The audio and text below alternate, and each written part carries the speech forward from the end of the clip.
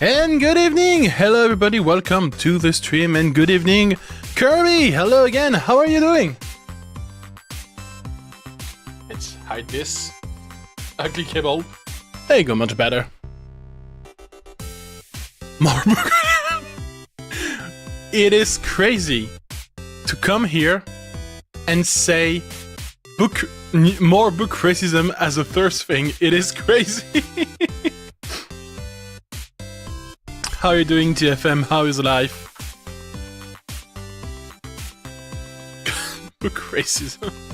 God damn it. You know, I wanted to be a good boy, but I guess I'm gonna be racist. God, this sounds so bad. Life is good.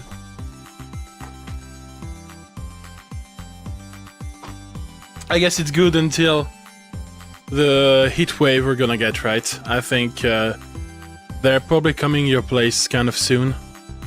It's not gonna be fun. I'm not excited. But it is what it is, I guess, eh? It was 32 at my place today, it's gonna be 34 tomorrow, I believe. So yeah, get some water, get equipped. This one is just getting out of the fridge. Do the same. I would encourage you to preserve yourself. And tonight we're coming back to our beautiful library. To do more sorting. Sorting!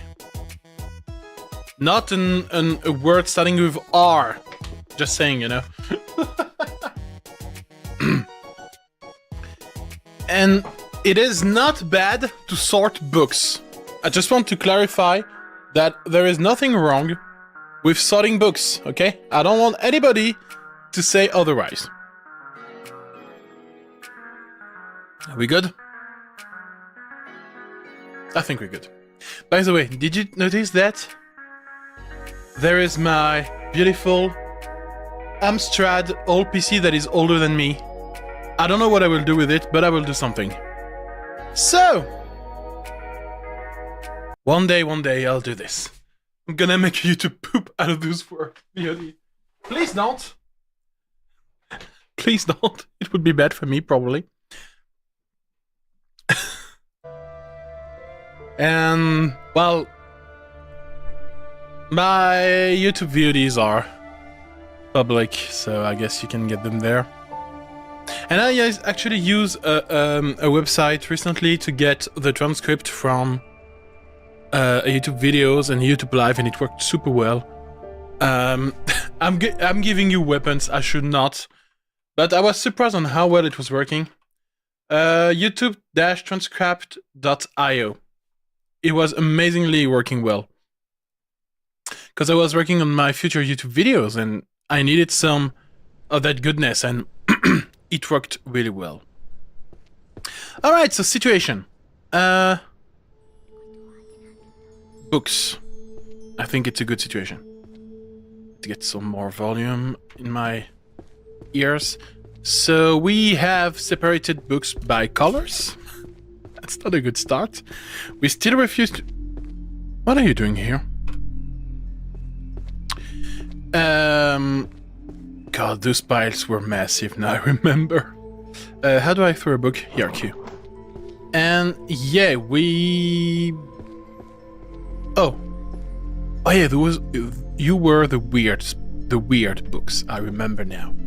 We have C++ here. And we still have those very small piles of to sort. So let's do that.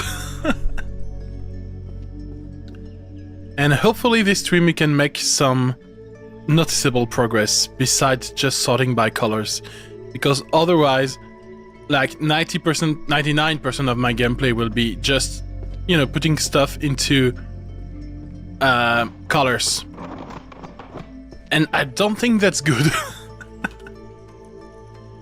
Like just putting labels, you know, on things overall is never good.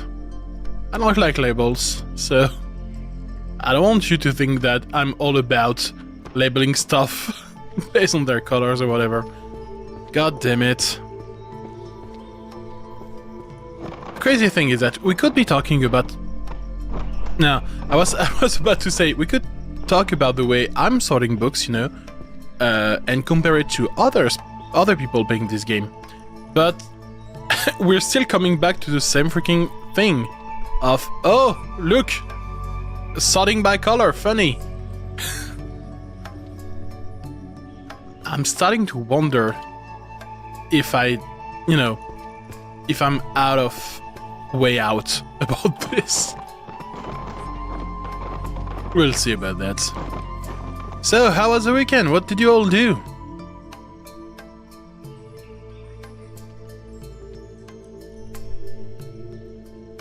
From my side, I was doing another music show. And it was pretty fun. It was really well placed, so we didn't suffer from the heat or the sun. It was super nice. So it was really, really cool.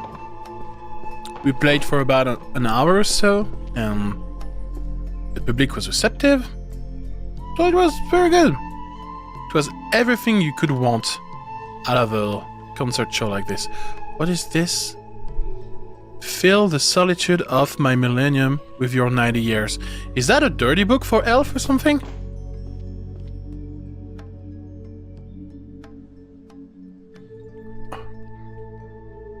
Wait. Okay. So, first of all, yes, it does look like a dirty book for elves. But also, isn't like 90 years for an elf very young?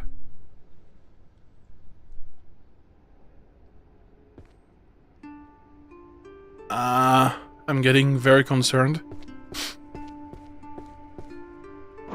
We're gonna say just romance, right? Let's just, you know, stay with this theory. This is purely a marriage contract, spell, and divorce. Holy shit.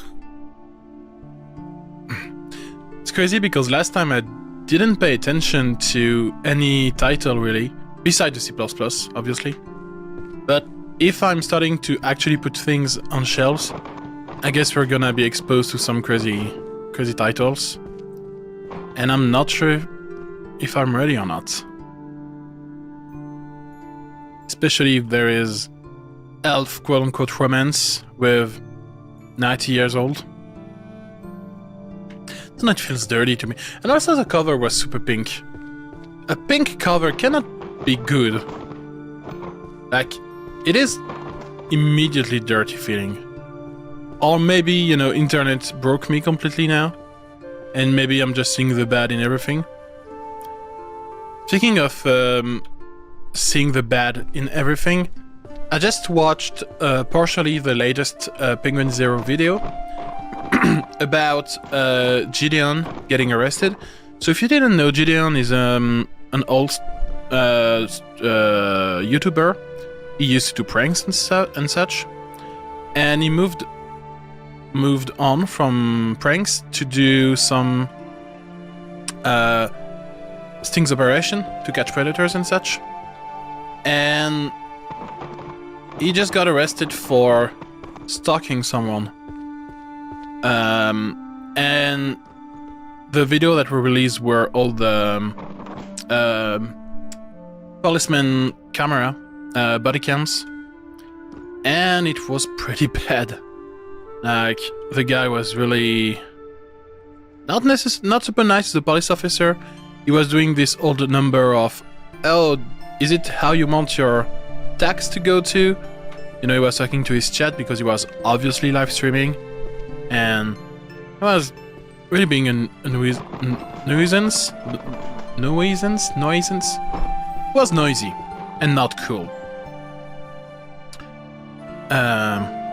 Yeah, that was pretty bad, and it's really sad because he really looked like one of the good guys, you know. But I guess that on internet there is really no such thing as a good guy. Besides me, obviously. God, I should not say that, it doesn't help me, especially when I'm sorting books per color. But again, that's another story. But yeah, it was quite sad to see. book racism. You know, I think that 1, 2, 3, 4, 5, 6, 7 on 7 messages you sent, 2 of them contain the word racism in them. I don't know what it says about me and you. Or about this game, clearly.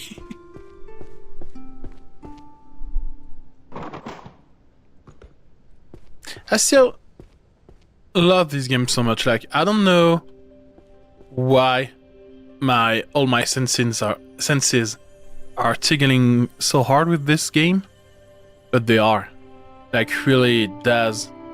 And I'm talking about the sorting things, you know, nothing else, obviously. You know, if I wanted to be racist, I would play Paper, Please, you know. That would be my first choice. Because I'm actually paid for being racist in that game. I need to play Paper, Please. I never finished it. I'm not sure if there is like one definite ending in this game. I think there are probably multiple, if I had to guess. But I never truly went through it fully. And it's a shame because the game is really, really cool. Really well done. And yeah. And I think the dev did some good games afterward, but I don't remember his name. Is it Lucas Pope? I think it might be called Lucas Pope. Which is a great name, by the way. Like, if your last name is Pope, you kinda get some bragging rights. Like, definitely. But I'm pretty sure he did other cool games, I just can't remember them. And also, it was probably a while ago. Because Paper, Please, it's probably from this era of 2013, I would assume, something like that. So it's really not recent. God, those blue and purple piles are very bad. Alright, so let's make a green pass. That sounds not too bad, right? A green pass. It almost sounds like something you would do when video editing, right? You know? You remove the green screen, you make a green pass. I think that sounds nice. I mean, nice enough for me not to be cancelled. To be more precise. Are you green? You're green. It's enough. So, is this green or blue? Yeah, I just put one of you in the blue. I guess you're blue now. This feels wrong.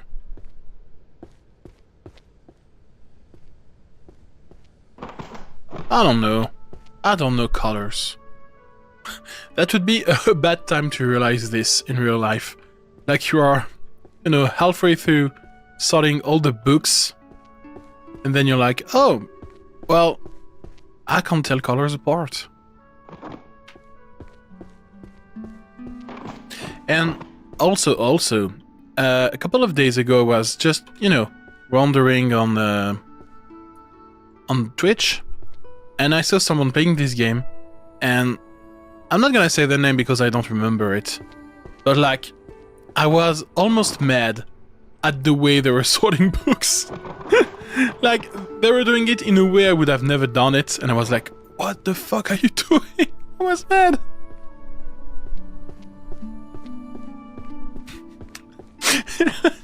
If I would play a game about racism, I would play Peppers, Please. 10 seconds later, I should play Peppers, Please. Not particularly making it better, you know. Yeah, and the crazy thing is that I'm not even farming clips out of that. Because I didn't put any markers, so... Because if I was farming clips, you know, it all for the grind, you know.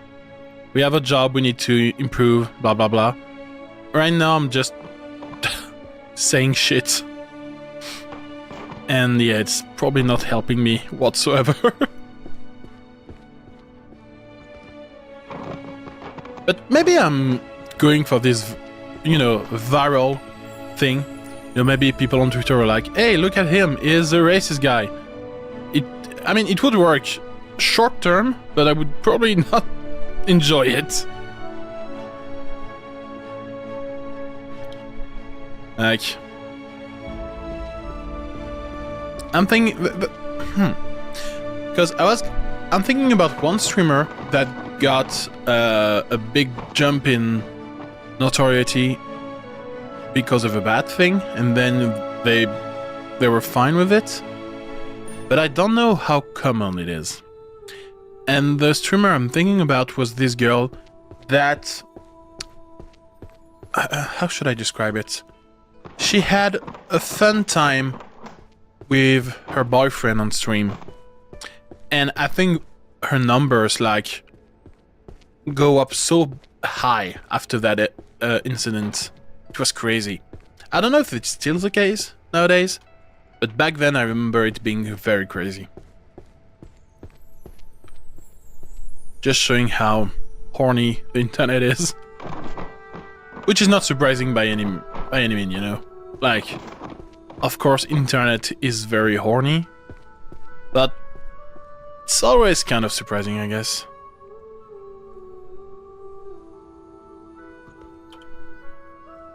I think there's probably tons of articles on that subject, by the way, but I would be very interested to know more about this, like, genuinely. Why is internet so much sexualized overall? What is the reason? And why is it working so freaking well? And I got a lot of respect to all the... this is not green. All the women that are trying to kind of kill that, you know, reflex out of the internet. It's probably taking a lot of time and effort.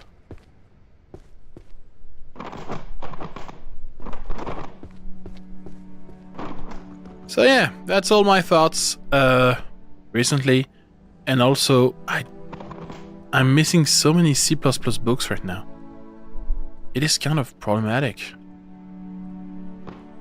Because if I don't get my C++ books, what am I gonna do? Purple, there we go. Also, I'm gonna go back soon to some game dev. I finally got some information from my game designers, so I do have stuff to do, and I'm super excited about it. Because I was waiting on them to get some information about what they were expecting from me. And we could not really align our calendar together.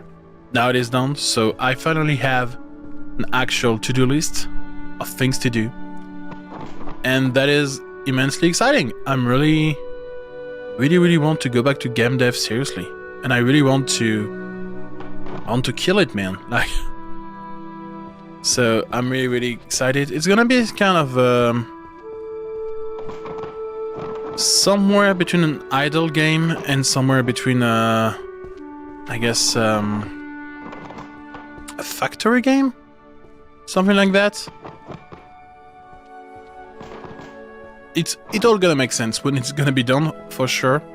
But yeah, really excited about it. And hopefully, you know, at the end of it, maybe it can get me out of unemployment. That's a big dream. Like, probably very much unrealistic, but if you don't dream a bit, you know, life is kind of boring, so I choose to dream. And you know, probably if I told my psychiatrist about that, she would tell me, well, everybody that had a dream and succeed from it allowed themselves to dream. So I'm giving myself that privilege. I'm giving myself the privilege to dream. And also, why am I becoming philosophical? I have no idea. This is what this game does to me. Just looking at all these books, you know, there's something in me triggering, oh, books! good stuff to say. Also, someone to ban. Fuck off. Thank you very much. There you go. Always ban people, you know, with a nice parting word and some philosophy behind you. Philosophy is the way to heal the world. Maybe. I was about to say that maybe sorting books is also the way to solve the world, but with all we said, I'm really not sure about it.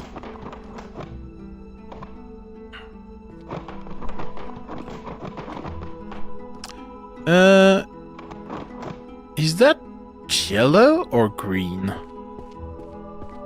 I don't have it in the yellow, so probably a green one. It's greenish, right? I don't know. Is it weird? Maybe I put that in the weird category. I don't see any of them. This is a yellow. You know. Let's decide for this book what it was. It's terrible. Is it the same series? Okay, can we get maybe a series of yellow? This is definitely yellow. Are you yellow or green? You're greenish. Is there any other obvious yellow somewhere? You. No, you. This is also the greenish that I've thrown away. I don't remember where. That's fine.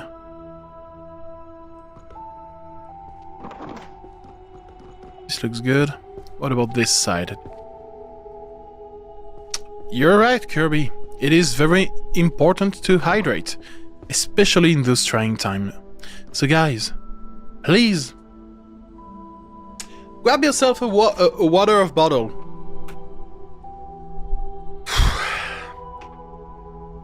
Grab yourself a bottle of water. Raise it up to the sky and cheers.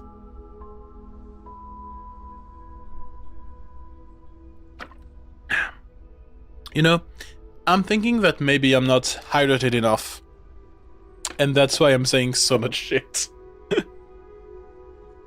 Maybe this is a signal from my body, you know, that I should take care of myself more. I should drink more. And I'm not very good at listening to my body, so I'm just gonna ignore it. Alright, you go there. There we go. This was there. Maybe I put this one in the blue? I wouldn't be surprised if I did. This looks like this one. Sounded like a magic potion. Yeah. But I'm not a witch or a wizard. I wouldn't do potions or stuff like that. Although it would be nice. Like, you know, all those endurance potions when you have to work late at night and stuff. Man, I would drink them. You know, an actual magic Red Bull. I would consume that unhealthily. Like, genuinely, it would be dangerous for my body. Because I need that shit. I think we all do at some point, right? Even when you're a student, at some point you have to finish that homework assignment that you've been, you know, saying to yourself, oh no, I have time, I'll do that later. And then you realize that later is actually tomorrow. That definitely never happened to me. You just need enough health potion to counterattack. God. You know, that sounds healthy for the body. Oh, I took this potion and I shouldn't have. Here, take this potion to counteract the first one. And oh no, there is side effects. Take this potion to counteract the side effect. And oh no, those potions were not compatible with each other. Like, it's over medication but with potions. That could actually be a fun game. Like you're a potion doctor, and you have to give your patient, quote-unquote, potions, but you have to pay attention to what you give them. Business acquired. Yeah. It would be a killer business. And look at all those books of knowledge about potions we have.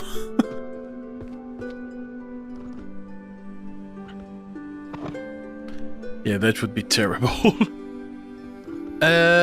Where are my C++ books, goddammit? I'm yet to find one.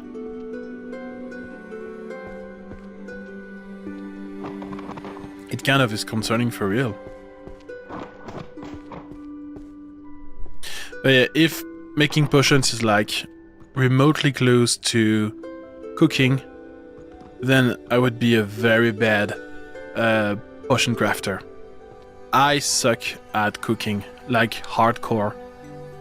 I never found pleasure in doing it. For me, it's always a chore, and I don't know how people do to enjoy cooking. Like, in one way, if you cook for your whole family or something, I can get it. Like, it's cool to make something good for, you know, your family or your loved one, being, you know, an SO, your parents or whatever. But like, when you live alone, dude, it's so hard. How do you get motivation to cook properly for yourself? Besides, you know, there's obviously the health element to it. Like, if you want to eat healthily, you do have to cook, that's for sure. And I guess these can be a proper motivation, but it's also very hard. I work as a laborant, and cooking and laboratory work are kind of similar, but I'm very bad at cooking. Well, correct me if I'm wrong, but when you do any kind of laboratory work, and to be clear, my laboratory experience is high school, so it is very limited. But considering that, I feel like it is very precise, where cooking is very much... it's not as precise. Like, the point is to let yourself be free a bit, right? Like, sure, you may have a cooking recipe to follow, but also it is up to you at some point. And that's why I struggle a lot, I think. I cannot take decision about my cooking.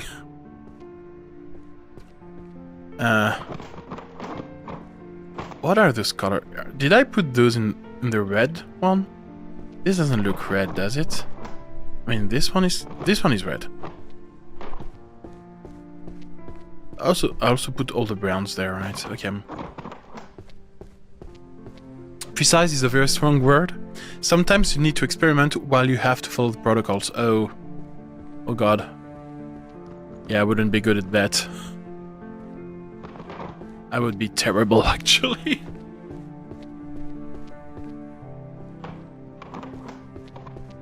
But yes, but I remember my high school assignments to be very all about precision, right?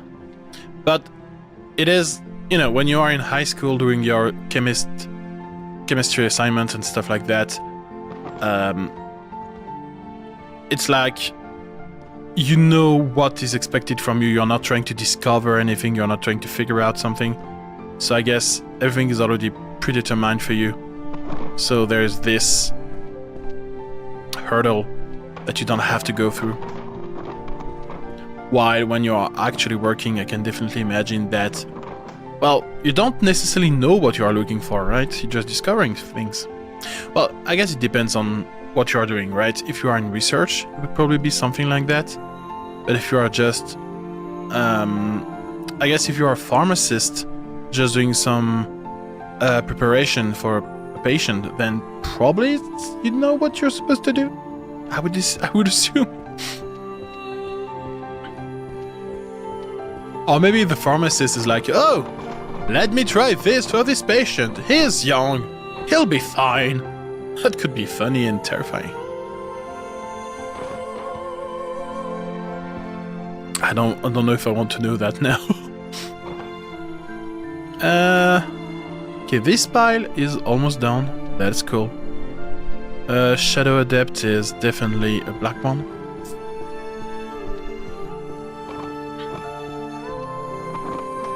And also, what is gonna be the pharmacist role in the future with so much AI? I'm kind of concerned about that.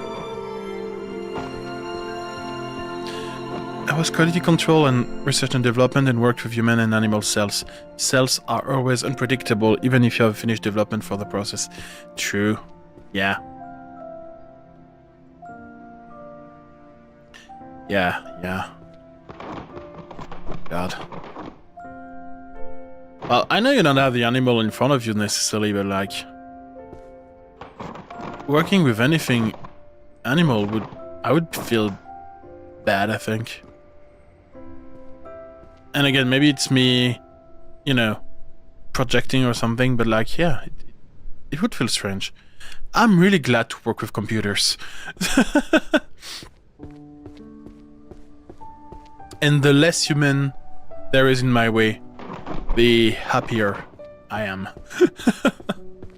Because I used to work in support, and it's not that I hated it, but there was some guy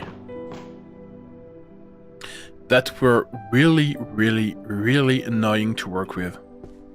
And I'm not talking about my fellow IT guy, I'm talking about the clients I was supposed to support. God, those were fucking annoying sometimes. Especially two of them that I'm really glad are far away from my life now. Both of them were actually salespersons, and they were so inflated with ego. It was crazy. Working with animals is very bad, but I had to finish my apprenticeship. Makes sense? I would like to work in IT as well. I would love to be a cloud engineer. Ah, interesting. And I guess being a cloud engineer like puts you away from the people a lot. Like you don't usually have to deal with people directly, which is nice. I mean, it's not that I don't like people, but fuck, this is blue. I found blue. Wait, I have to fix that. But I think we were talking about this last time. But working with the cloud is both good and terrifying to me because, like, when you work with the cloud as a client, there's so much shit that goes and you have no idea what's happening, and you have to pray that someone knows what is happening. And when you are working in the cloud, like, you have to... when there's a problem, it's usually a big problem.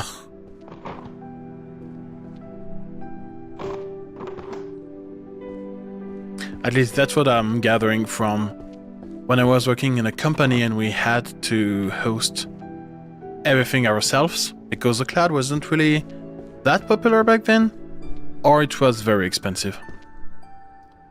Well, it is still very expensive to this day, but it is fairly different in terms of what you're expecting. Things have definitely changed. I love to solve problems.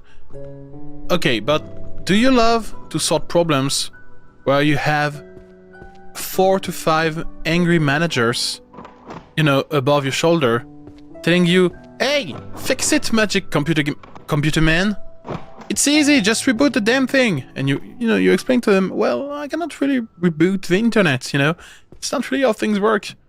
And don't give a fuck. They really don't give a fuck. This is why I like to not be with clients directly. Because they have this way to just stress you out all the fucking time. Better than first level support, I guess. Sure. I really don't regret that time. That's for sure. This is probably one of the things It was my first job, and I think it was important for me to go through it, because I've learned so much. But at the same time, man, it was brutal. Like, this cliché of people having no consideration for you, it's not that much of a cliché. And what I hated the most was that in their eye, their job is more important than yours, regardless of what you're doing and regardless of, you know, of anything actually. Like, when I started out, I was like new in the company for like 2 weeks or so very much new. I barely knew what were the software we were using, I barely knew what the company was doing. And there is this sales guy.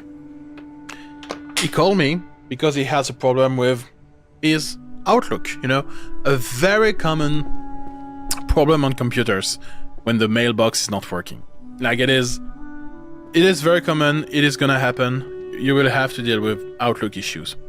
So I'm giving him the standard procedure for trying to solve it, and there's basically like 80% chance that it works and 20% chance that it's something else. Well, it was something else in this case. The guy was so angry, he called me an incompetent, and I was like, you know, 19, just starting to work. And he called my manager right away to... I don't think it was to have me fired, necessarily, but like to express that we should not let junior people handle a salesperson because their job are very essential. It was something closer to that. And my manager, she was a badass woman. Like, she was so cool. She's still so cool. It's been years, so I don't know how she's nowadays, but I'm sure she's still so fucking badass. And she told him to fuck off, but in the nicest way possible. And I was so freaking relieved. But it was a very hard first experience, for sure. I didn't like it. And the funny thing is that afterward, when I became much more knowledgeable about the company and my job, and I was starting to really be useful to the company, this guy would still come to me to have his computer fixed, you know? And when I started to be competent, he was like, "Oh, hello, handsome. How are you doing? Can you help me?" Like, dude, come on. You called me an incompetent 1.5 years ago, and now I'm handsome? Fuck off, dude. But I guess, you know, it was not a surprise that his job was being a salesman. But I really didn't like him. What a jerk, yeah. And so this one of the 2 person I was mentioning earlier, sorry, that I didn't like to work with. And the second one, it was later in my career, so I was still working in support. And we had to migrate all the emails account because we were changing providers. And back in the day, you could not just, you know, open Outlook, change, and boom, it was done. It was a bit of a process. And everybody on their computer had to do something. So I wrote a procedure to do so. It was like a 2-page thing, like a 2 A4 pages. And it was really, really straightforward. Like, there was nothing complex. Just open Outlook, click on this menu, this sub-menu, change this address for this address, restart the computer, it's good. And if it's not, please contact IT. It was that easy.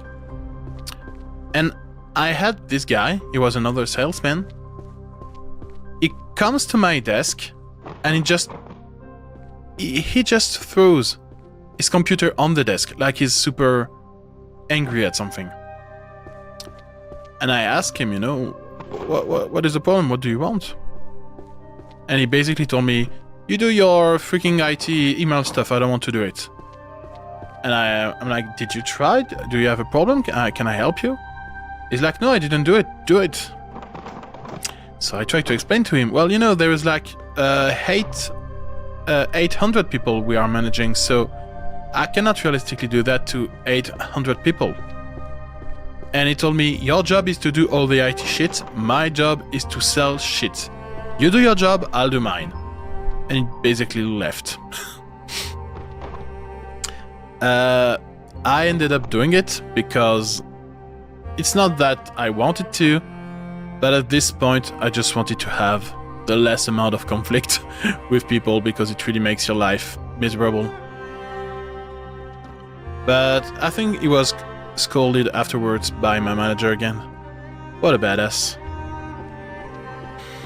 But yeah, this is what I had to deal with when I was level 1 support. Well, it was basically level 0 to level, like, 2. We're doing a lot of basic shit, and also we're doing a lot of cool shit.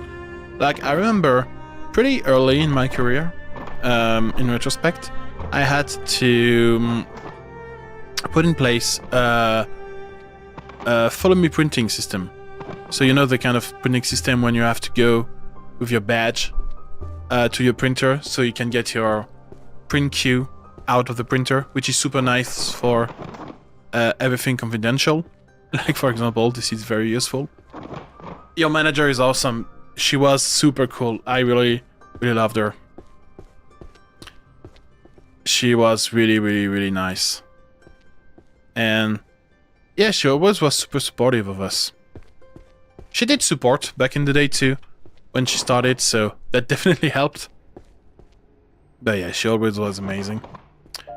With every experience, you learn yourself better known and what kind of things you love and not love to do. For sure. And working in support was an amazing experience, no questions asked. And ultimately, I went to development because that's, for me, the best way to solve problems. It's not the best way, but it's, for me, the most interesting way, I would say, to solve issues. This is really where I feel like I'm shining, where you have a problem, like a logical problem, let's say, in the most IT sense of it, and you have to find a solution to sort. Not to solve, sorry. That's what I really like about it. What I don't like is that nowadays programming is a lot of, oh, how do I integrate this with this? And it usually just comes down to reading the documentation, not getting your solution, reading it again, trying stuff, going on forums, finding someone that has the same issue and that found the solution, apply it, and be happy. This is not... I mean, it's cool because you are helping someone, but it's not really fulfilling for me. And especially with AI, it is less and less... You have less opportunity to be useful, I feel like. It's hard to explain, but like, if you... Because it feels like you don't really have the opportunity to be smart anymore. Because if there is any kind of problem, you won't be tasked to find a cool solution to it. You will be tasked into either prompting the AI to find the solution for you, or do nothing. It's really hard to explain that there is this expectation now that everything can be solved in a heartbeat with AI if a human being doesn't have the solution right away. Which is not true. I don't think it's true. But a lot of people think it is.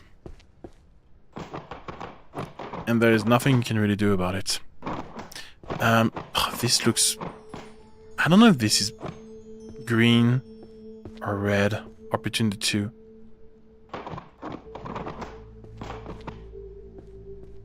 Oh, everything is gonna be mixed. Fuck. It's fine. I don't care.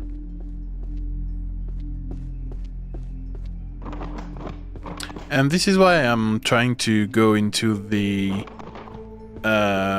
game dev world now, because it's not just a logical problem you have to sort.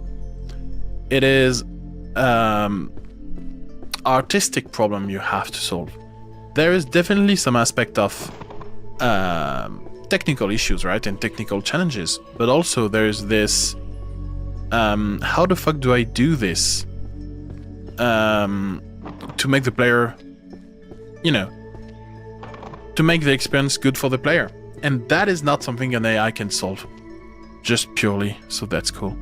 What is this color? Is this red? Did I put this kind of thing in red? Maybe, I guess. Sure. Are there enough positions to work for?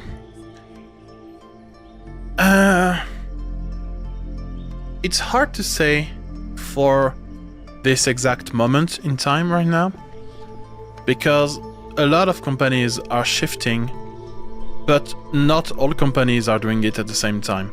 So what I mean by that is that for big companies, we saw this shift in, oh, we need to hire tons of IT guys, and oh no, we don't need nearly as much as we thought.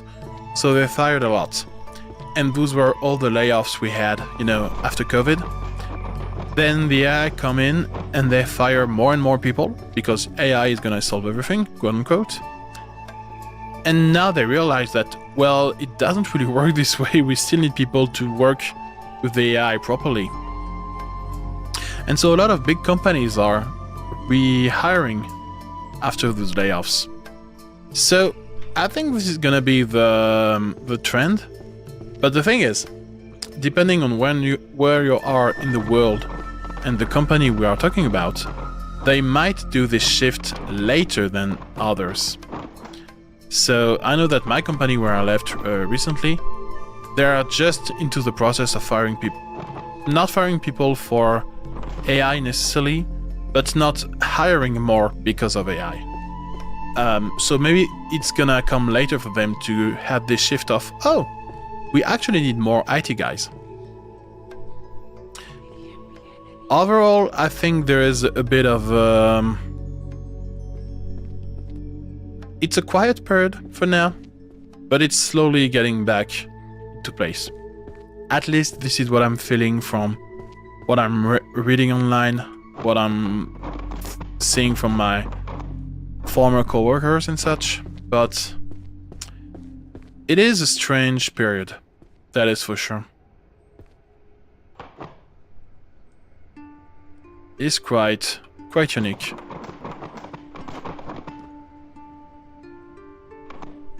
And now that I think about it, maybe we experienced something similar back in the day when cloud came in.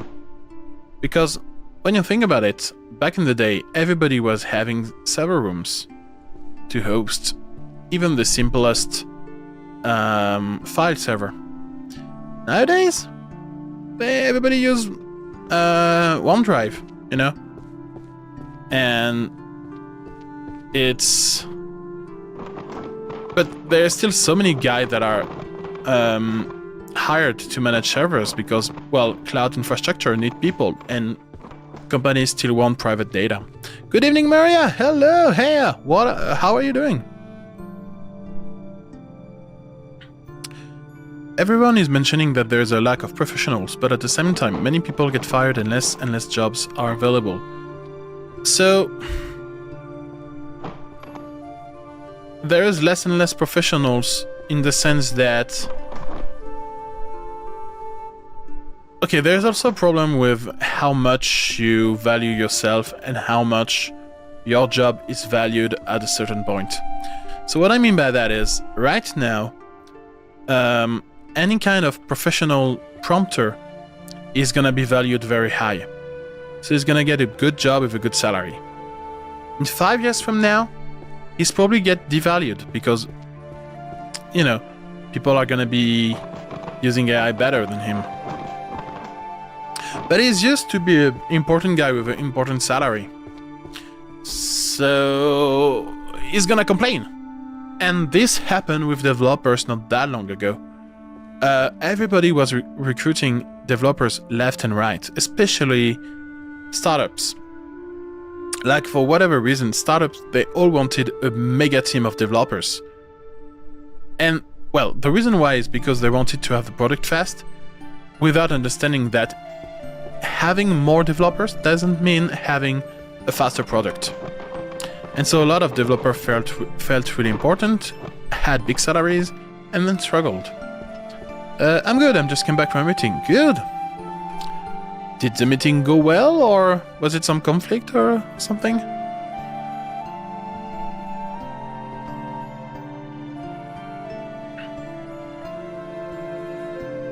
But overall, I do think that anything in economy and job and IT by extension, everything is gonna balance itself nicely.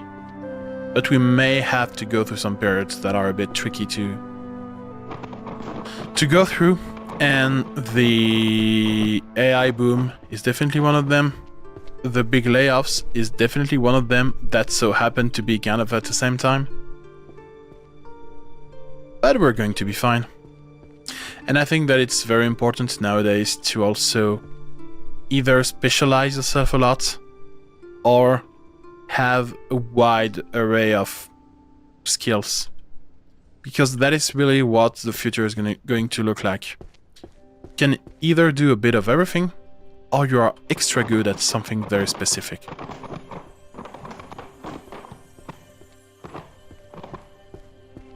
And I think that's happening to every job, like not only IT, but with the advance of better softwares and better understanding, even something like an accountant, right?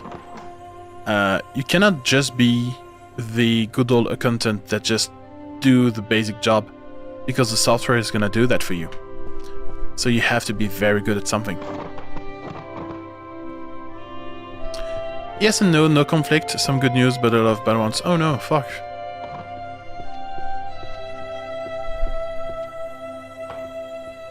That sucks, I'm sorry. That's gonna be yellow, I think. Is this yellow or is this green? I already forgot. I forgot. In France. In France. There we go. It's gonna be there. Alright. We are nearly done with this pile of books. And then we can finally, freaking finally go to inner color sorting. And I'm so happy about it.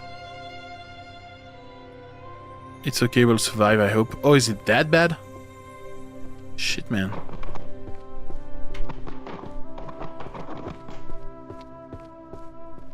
I guess you will tell me later in a vocal or something. When we'll have the opportunity to talk. Stay there, you freaking book. Fuck.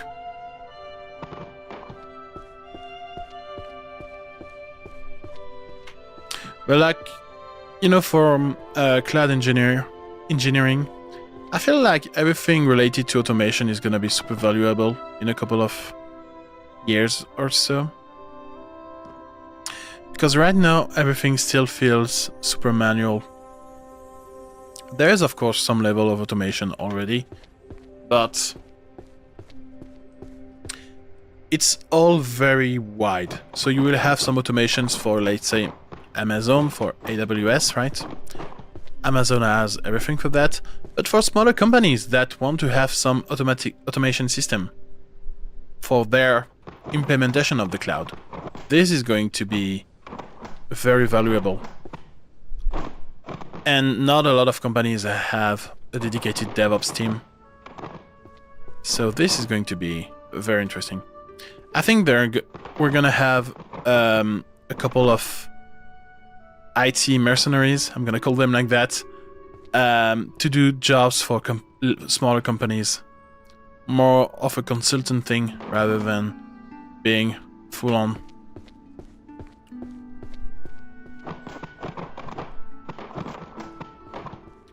I'll tell you later. I wanted to write you a short version, but it's actually long. You can do it. You can still write a short version. You don't have to go into too much details. You can do it. I know it. I know that's not maybe what your diagnostic is telling you, but...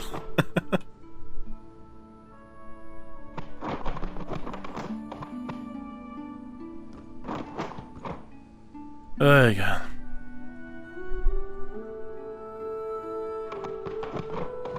Everybody is struggling. Is this black? I don't know. Red? Reddish? Reddish. Yep. God. The book racism is almost done, guys. Look at this. It's beautiful. This is gonna be a weird one. Do we have other weirds? Because yes, weird is a color. I don't see any other weirds. I mean, you are. Blah blah blah. Yeah, that's good enough. Are you black? You look black. Are you black? You look black. Oh, you're definitely not black. You're black.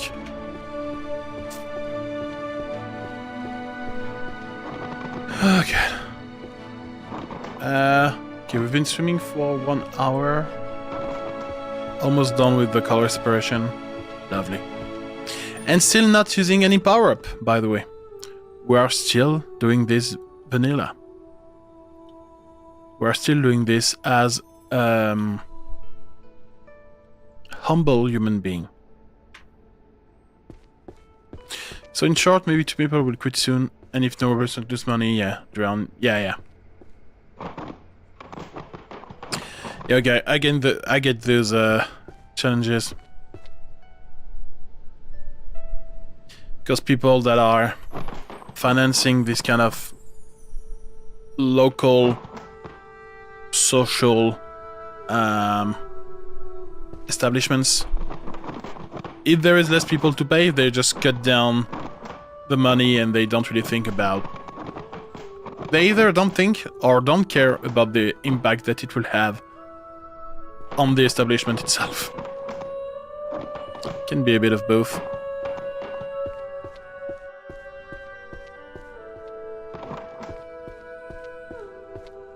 There's a lot more things, but this one is the most important. Yeah, and, you know, I don't have the whole history of everything that happened there, so... I just need the footnote, so I will not get all the nuances and everything. But we'll see. Let's pray. That's probably the only thing you can actually do at this point. Green grass. I should not sing green grass. I think I've already said that in the previous stream. And yet here I am still singing green grass.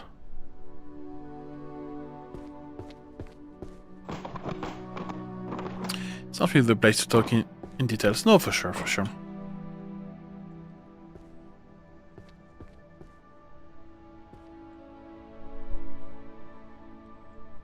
No, it's not. I mean, what is a good conversation subject when you are committing book racism? That is actually a very good question, you know.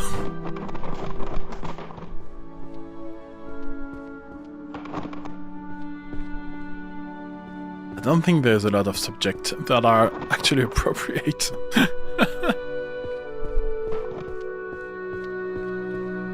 Oh, you know what? There is one. How bad was the jungler we played with in our last League of Legends game? God, this man was bad. It's his fault. I don't care. I will not take any responsibility for this loss. It is completely the jungler's fault.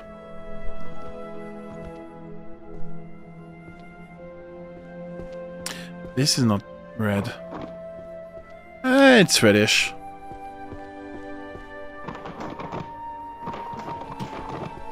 God. I want this to be over. Okay. Come there, my little books. Okay, so you are part of the weird one. You are a weird one. Is there any other weirds? You're kind of weird. I don't see any other. Okay, let me try to get one black then. Is there any other? You're black? Yeah. Black? Black? And blackish? Definitely black. And black. Alright, that's good.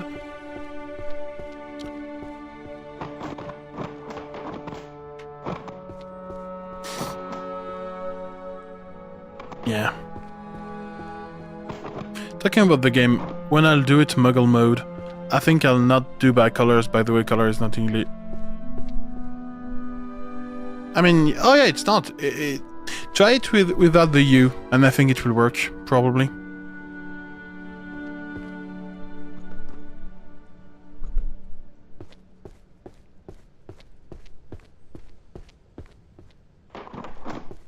Because it's probably set up as English United States.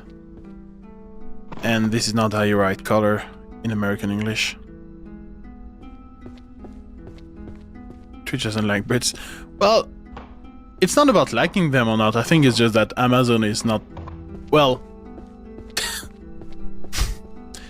It used to be, I guess, but not anymore. I think their headquarters used to be... Well, not the headquarters per se, but like... Their financial main thing was in Ireland, I think, for the longest time. Because of taxes. And initially, the company they bought to make Amazon was probably British, if I recall correctly.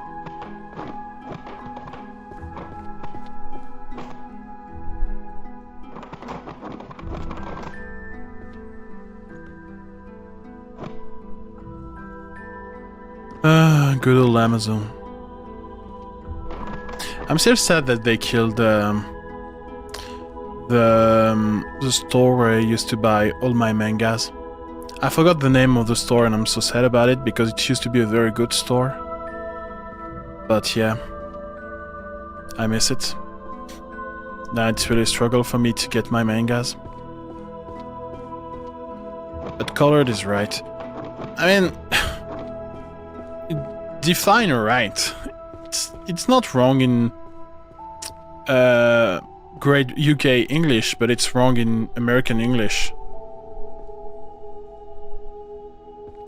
Like it is the same language, but at the same time, you will never see color with a U in US in any kind of situation. And I know that even when I was at school, we used to make the distinction between the two.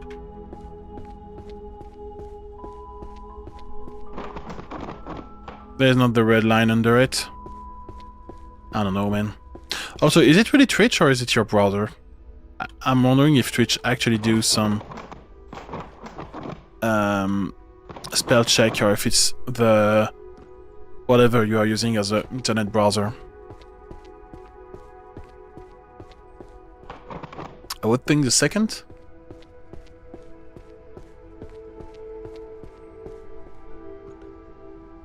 Because it would make no sense for Twitch to do it. But Twitch would be Twitch, so you know everything is possible at this point. Twitch and browsers are in French. Sure, but you can still have multiple language spell check. Especially in a website that is gonna communicate, hey, I'm an English website. Partially. Everything is possible. You wouldn't imagine how many bullshit standards there is that would allow this. Like, I know that my everything is in English, right? But if I write French, it usually is fine with it after a couple of words.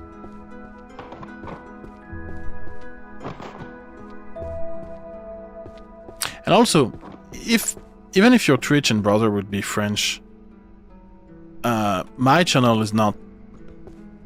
I don't think there's some setting I can say to say, hey, me English. I don't think so, at least.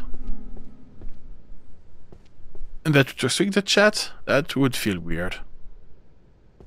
Who knows? I have the American English installed on my PC, maybe it's that. That could be it, yeah. That would be actually be a fairly good theory.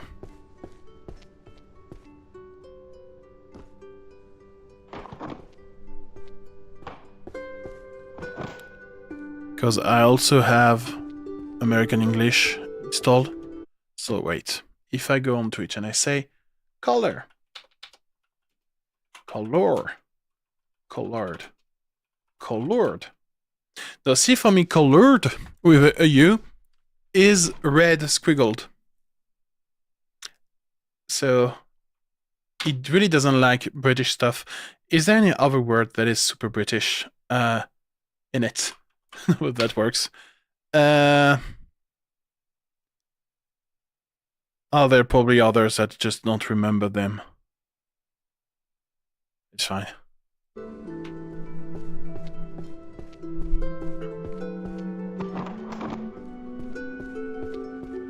By the way, this weekend I met someone that is going through her studies of English, like she is learning English in uni, and she heard me sing, and I was like, was I singing proper English? And she told me yes, so I'm glad. Because she was telling a story before about how she gets annoyed when she hears French singers that are singing their English but barely. I'm like, oh no, fuck. Tell me. I'm still doing a lot of mistakes here and there, but I'm conscious about it, mostly. Kind of. I'm gonna start to move all the yellow books on the stairs. But I'm not doing that many mistakes when I'm singing. It's more when I'm talking. And especially on streams. Like, I still have this bad French habit of putting H's when there's none. To put S's when there's none. This is a very French thing to do. I'm also putting a lot of TH when there's none. What is this book? The Internet. Curious to see what this is. But it's fine. And also another validating English stuff. I had to look at some transcription of one of my video, and the YouTube closed caption was picking up perfectly what I was trying to say. So it means that what I'm saying is good enough for YouTube algorithm, which is nice. Probably a good indication.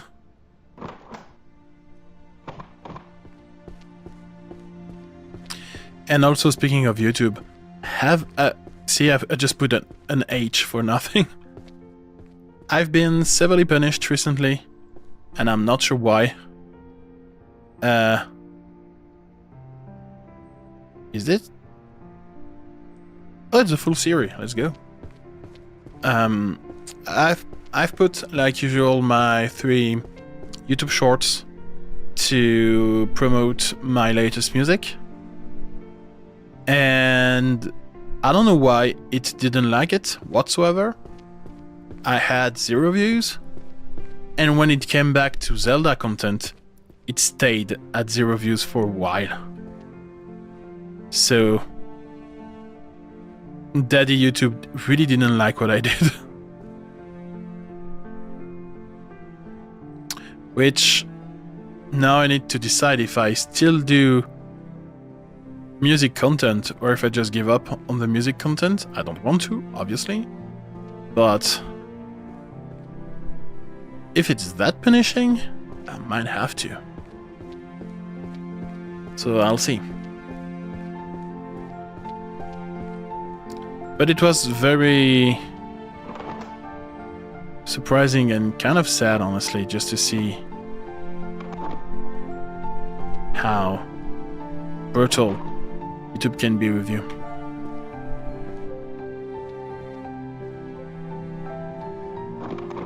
There is Squeezy who made a video, boys band versus girls band. Basically each team had 3 days to make the best summer hit. Oh god. Oh no, that already sounds bad. And each team choose to sing in English. Yeah, obviously. My ears knows that the boys are French. Yeah. I mean, it's okay to sound a bit French, but I can imagine, knowing, you know, the context of the video,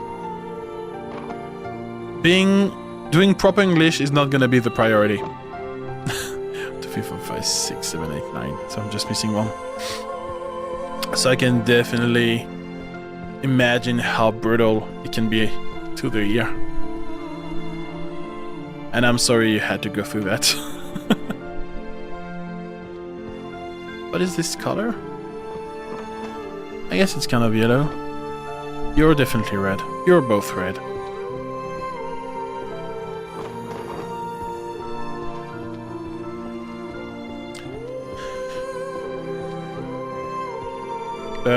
Yeah, I was also listening to some old French singers that used to just speak English in interviews. It was pretty bad. But I can forgive them, because back in the day, you know, we didn't have that much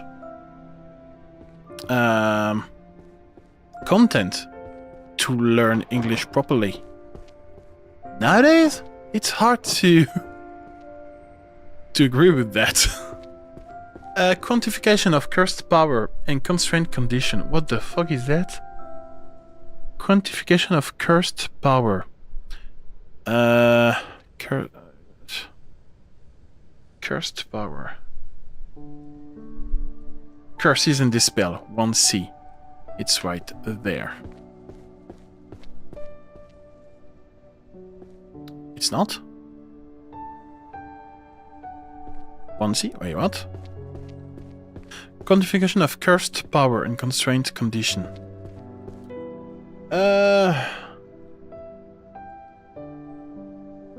Yeah. Monsterology, astrology and divination. Yeah. Curses and dispels. No. Bard and music, necromancy, transfiguration. Magical artifacts, stealth, illusion magic, summoning magic, healer and healing magic.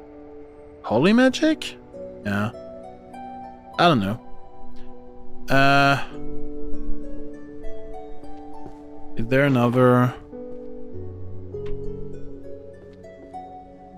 Yeah. Sorcery mathematics. Oh, mathematics. All revenues are going to Secours Populaire. That's a cool idea. Yeah. Doesn't mean you have to suck in English, though. You know?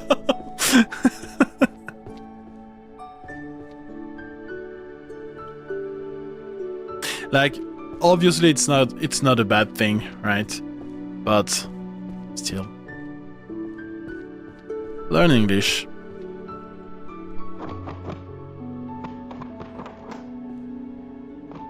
I mean, especially Squeezy, right? I think he no, he didn't do that much international stuff, actually, so no. I thought he did more, but yeah. He's not like Mr. MV or others.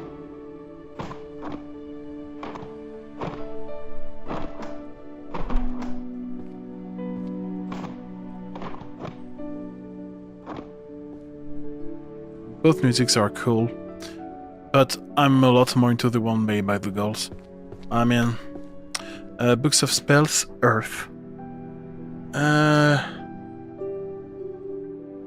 Would this be...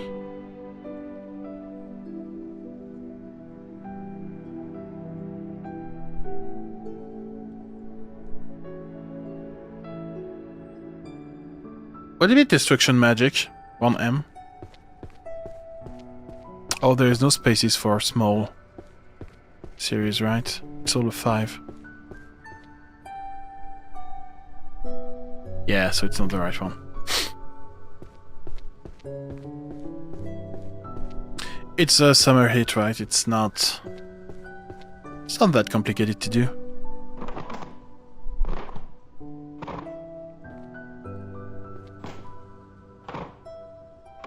Wait, what? This is the is. Wait, what?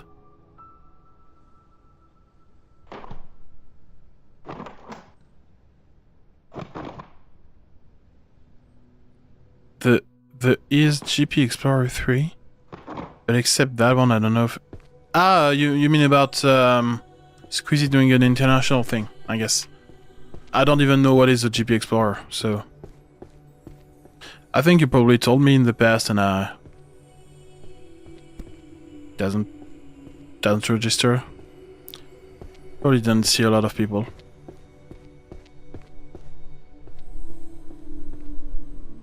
I think we had this discussion actually in the past. This feels familiar.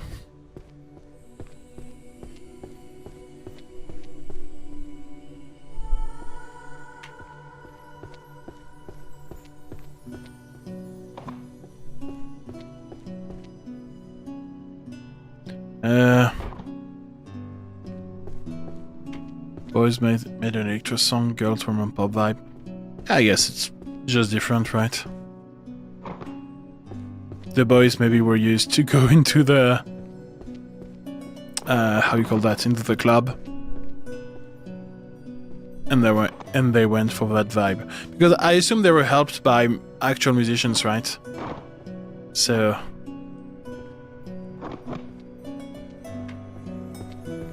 unless in the groups there were actual musicians in the groups, that would also help a lot.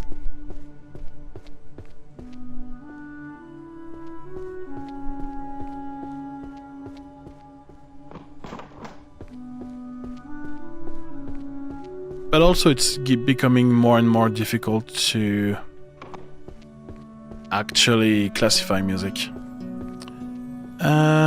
Pictorial guide, that's the one. GPX with a Formula 4 race between Congratulations and for the third edition he invited 4 international... Yeah, I think we had the discussion already. Because I remember arguing that it wasn't that big and you were not agreeing with me, if I recall correctly. I had this memory in mind. Because as a guy who just... You know, I'm aware of what's happening on the internet usually. I never heard of that. And I feel like the French were really aware of this. Or maybe I'm mistaking with something else. But that is the memory I have of it. Beastmaster Journey. Don't I have this somewhere? No, it's Creature of the Sea. What? Masses. God, I'm confused. This is red. This is red. This is not red. This is green? Is this green? Yeah. Maybe.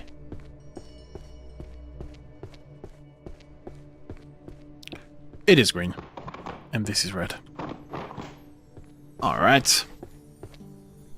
It was a 4v4 and there was at least 2 people of the music realm in each team, yeah. So that definitely helps. But also it means that the musician is definitely going to affect the result a bit. Like, of course, you know, they can probably do any kind of music. It's not that I'm questioning, but your style is always going to seep through a bit. So if in the girls' team, musicians were very much pop inspired, like naturally, it's gonna transcript into what they are doing. Like, even when I don't do when I do music for someone or whatever, you can always hear a bit of Japan, a bit of video game in everything that I do. This is very normal for musicians. Okay, this is going to be green. This is going to be green too. This is going to be green too, I guess. This is blue. This is blue. Blue. There we go. I just want the book racism to be over with. And... oh, masses. I think you're out there. Masses and masses. A great figure. Musical. Well, we should have a music thing somewhere. Music, music, music, music, music, music. Art 2E, probably? Wait, but 2E has no small capacity thing, right? Yeah. So what are you doing here?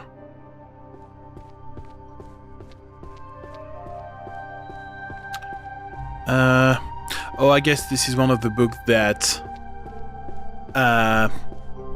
went away.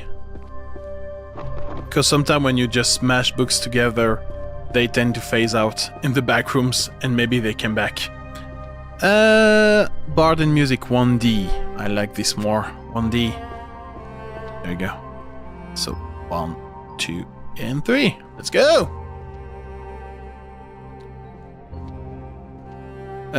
This is gonna be yellowish. Oh yeah, greenish. Reddish and reddish. The teams were... oh god.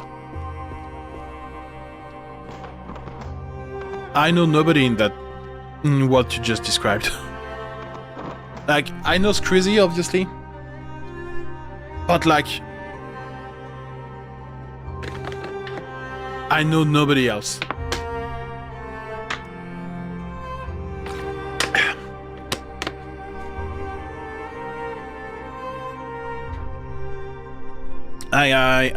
Yeah. I don't know the English, the French role of content creation. I'm really out of the loop.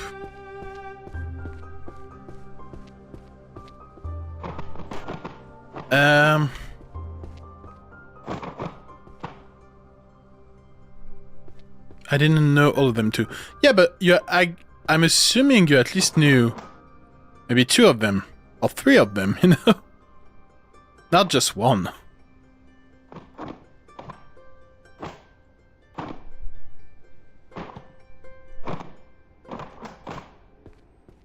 Okay, this is a proper pile, this is proper piles, perfect. And I will say, at first, when I started to make English-speaking content, I was afraid, and I don't know why. I don't know why this fear appeared, you know, in my mind. But I was afraid that French people would be mad at me for not following French content and content creation. Which, in retrospect, is stupid, but I don't know. I guess I'm so used to French people being aggressive out of nothing. I guess it's probably the reason. I guess since I've been exposed to the French Zelda community, my appreciation for French lowered even more. This is the black. I put that in the black. LGBT books? Wait, what? Is it because of the colors?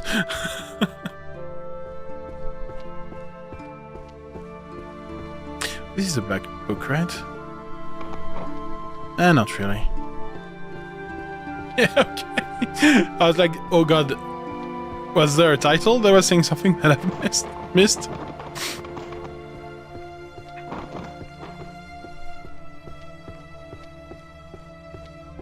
But yeah, I suppose that even Magician would be exposed to the LGBT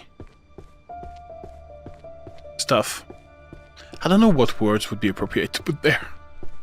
I was gonna say problematics, It's not that LGBT people are problematic, obviously it's not the case, but there is definitely a whole lot of stuff happening around this.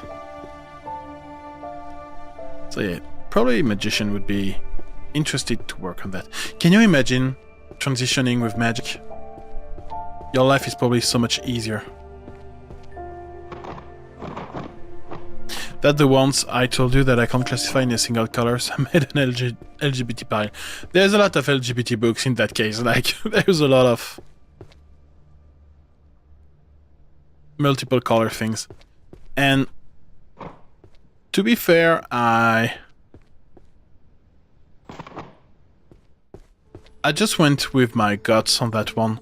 I didn't try to classify them like with a system in mind. I just went, oh, this feels blue, this feels red, and boom. I just follow my heart. Okay, so I should maybe have all of those gray ones. I think I've picked up quite a lot of them. 1, 2, 3, 4, so there's probably just a 5th one missing somewhere. That's good. Those, I don't like the texture of those. It feels like there's some kind of fur on it. And I'm really not liking this. And I'm gonna put the furry books here.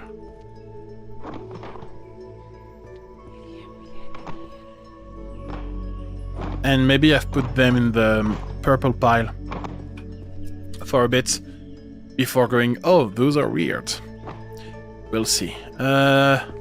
Furry, another purple furry, and gray furry. God, come on. Be nice. There you go. Also, it's completely unrelated, but I'm realizing that my little icons that I've put over the chats is like nearly not visible. I need to change that. It was not a bad idea, but it was a bad execution.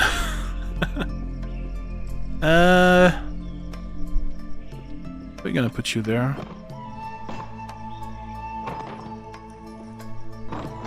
Yeah, come back here.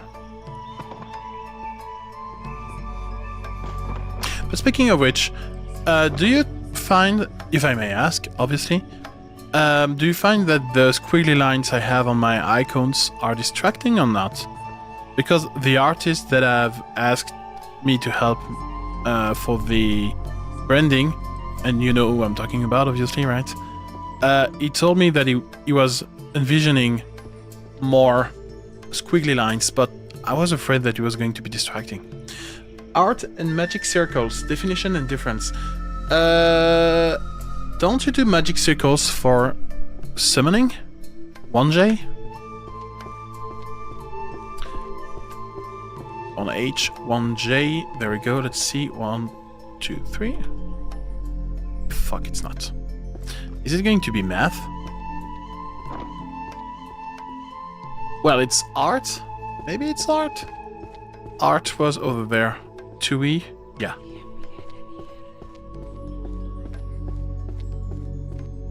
Two C, 2B. 1, 2, 3. Yeah, good. Alright, 9, 4, 6, 8, 1, 10. Wait, what? Oh. 2, 5, 7. There we go. If you talk about the icons that are slightly animated, it's not distracting me. Yeah. So these are called squiggly lines, or you may also hear the terms boiling lines. And yes, I'm referring to that. But I know that the artist I asked to help me with, we're gonna call him Big D. I'm not sure if it's a good idea, but no. When I asked Big D to help me with that, he really envisioned the whole layout with the squiggly lines. Oh, there is 2 books. Fuck. Wait, it's the same cover. So we have the pirate. You have romance novel. This is the pirate and the pirate. Is there 5 of those? Probably.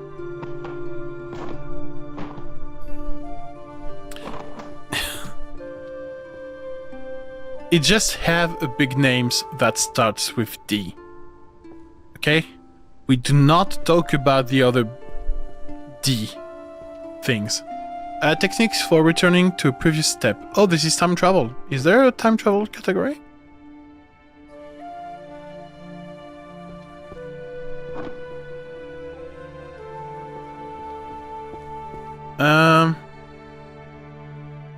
There is travel to the other world?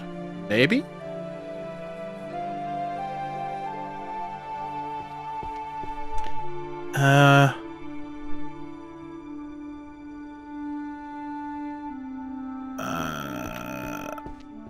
Travels of...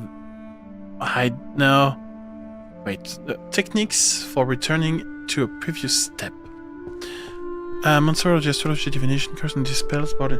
Could be a lot of things.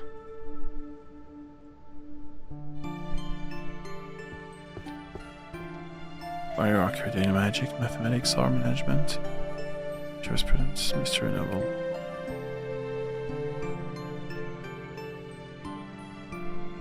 It could be everything. Curse and dispel, you could do that. Art and music, if you want to think as a musical step. Necromancy, transfiguration, I don't know what the fuck is transfiguration. Maybe try everything. With this book, we do not have the same logic. I mean, it is definitely up to interpretation, this kind of thing.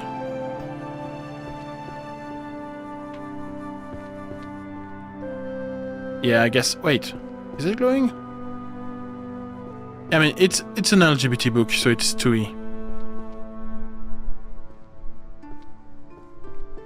Checking if the French names are significantly different. Wait, the game is in French? Like, all the books are translated in French? Really?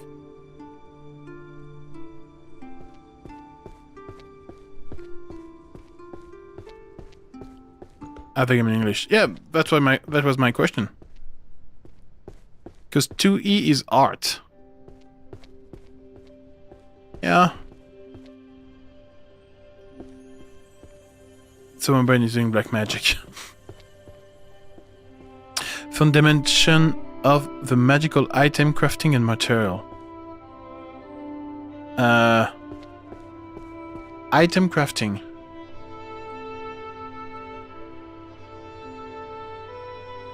Would this be transfiguration? I don't know what is transfiguration, honestly. Summoning...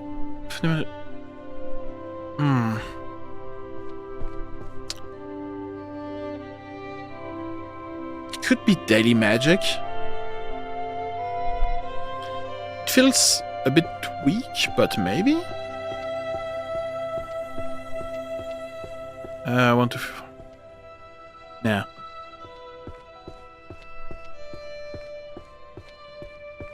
I guess this is where having a power-up would be useful. Okay, so monsterology, definitely not. Astrology and divination, definitely not. Definitely not. Curses and dispels, no. Bard and music, no. Necromancy, no. Transfiguration is a complete change of form or appearance. Thank you. So no. Magical artifacts and enchanting. Maybe if artifact is technically something you create, right? So it could be it.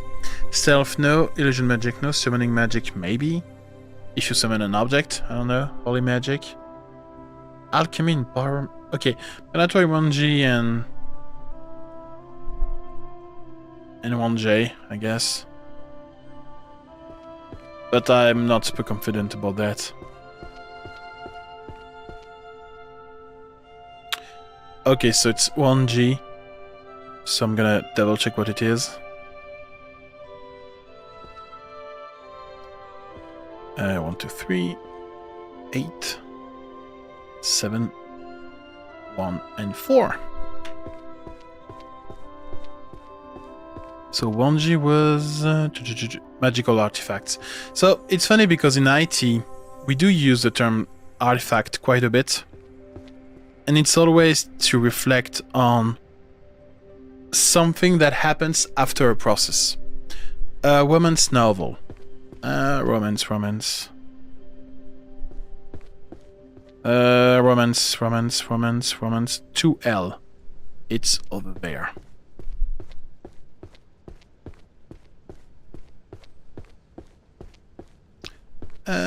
To H12, to J12. 1, 3, 2. But I'm wondering what is the actual definition of artifacts.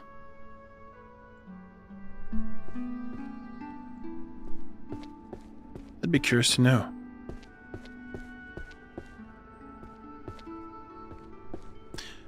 What else do we have?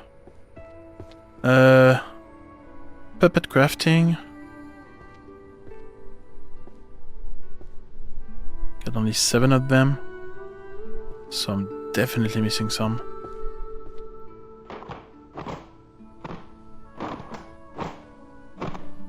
There we go. Stop moving. Arcane is one of the first I... wait, where is it? Oh no, I didn't? Oh, freak.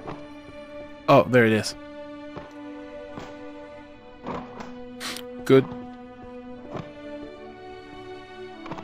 I said good enough. There's so many definitions based on the subject. Yes, I would be very curious to know really the... like even the etymology. In archaeology, it is just an object formed by humans. This is definitely red. You're gonna go in the bullshit category.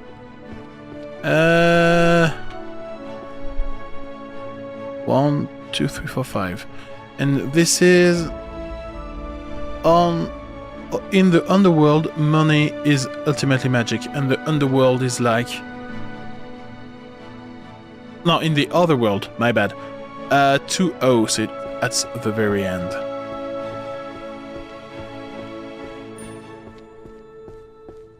So, I was not wrong with my stream title. We are doing actual progress. Actual progress we can feel now. It's not just... What are you doing there?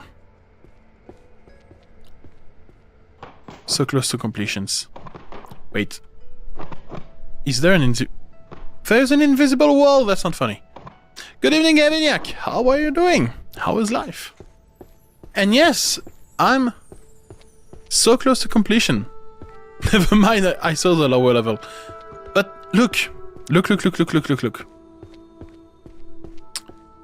Greenish. Greenish. Reddish. Reddish. Blue purplish. Blue purplish. Pink. Blackish. And of course, C++. It is ordered, kind of. It's not that bad. The pirate, blah blah blah. Okay, this is gonna be mystery fiction.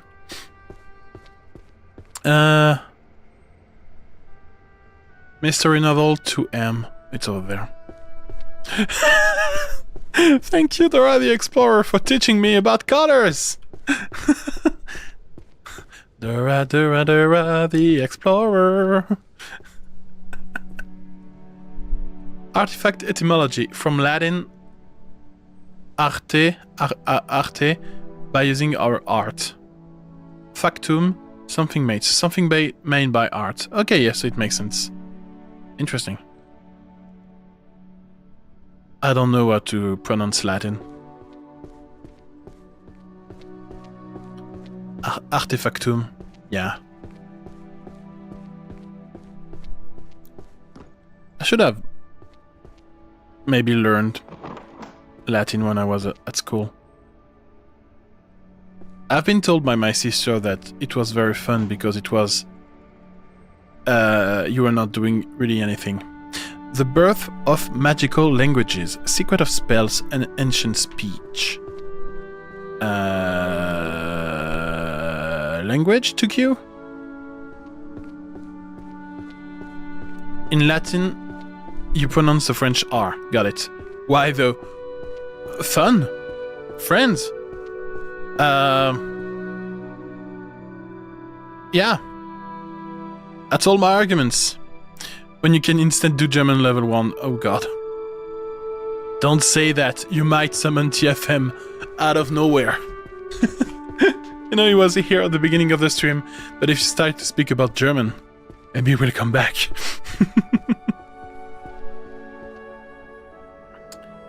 I did forget everything about German though. Like, I used to be decent in middle school. High school killed me. And I never recovered.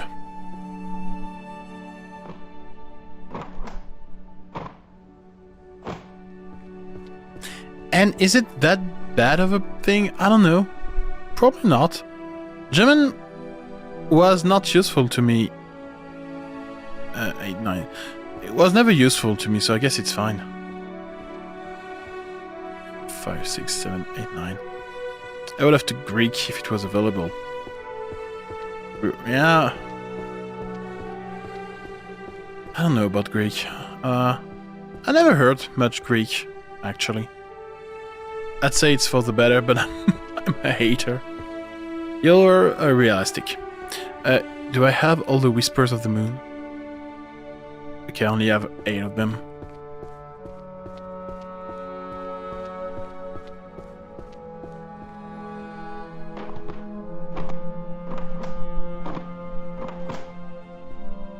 But yeah, I don't miss German. I was prepared to learn Luxembourgish at some point, but I gave up. Greek philosophy can already be hardcore in English. I cannot imagine in ancient Greek. Yeah. Probably pretty brutal, for sure. For sure. Sorry. I will not do that again. Let's try to get the pink one sorted. Probably mix them with some red, but that's okay. This is definitely red.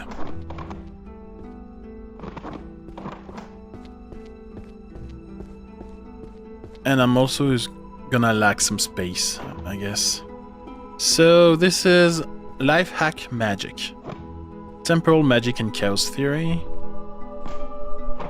A kiss. Word I cannot say in spells. The strongest archmage is obsessed with me. Oh god. Oh no, I'm gonna have the dirty novel for elves. Oh no. I'm not excited. How to commute in with magic. I can put that there. Life Hack Magic was there. Yeah, okay, I'm missing a lot of things. It's funny to know that Pythagoras, I don't remember what was his official name. Drown? One of its, like drown in putting his head in water until he dies thing? Because he found a breach in his theorem? God, that's kind of brutal. I'm not gonna lie.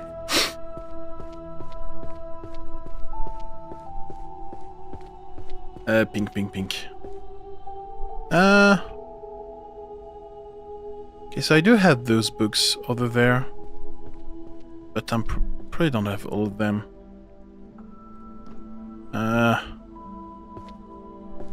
They're probably buried away. Yeah. I'm gonna have to put that aside. And that is fine. Maybe not. I'll take them. An Archimedes made a death ray to fight Romans. Those people were hardcore. Yeah, that's That's something else for sure.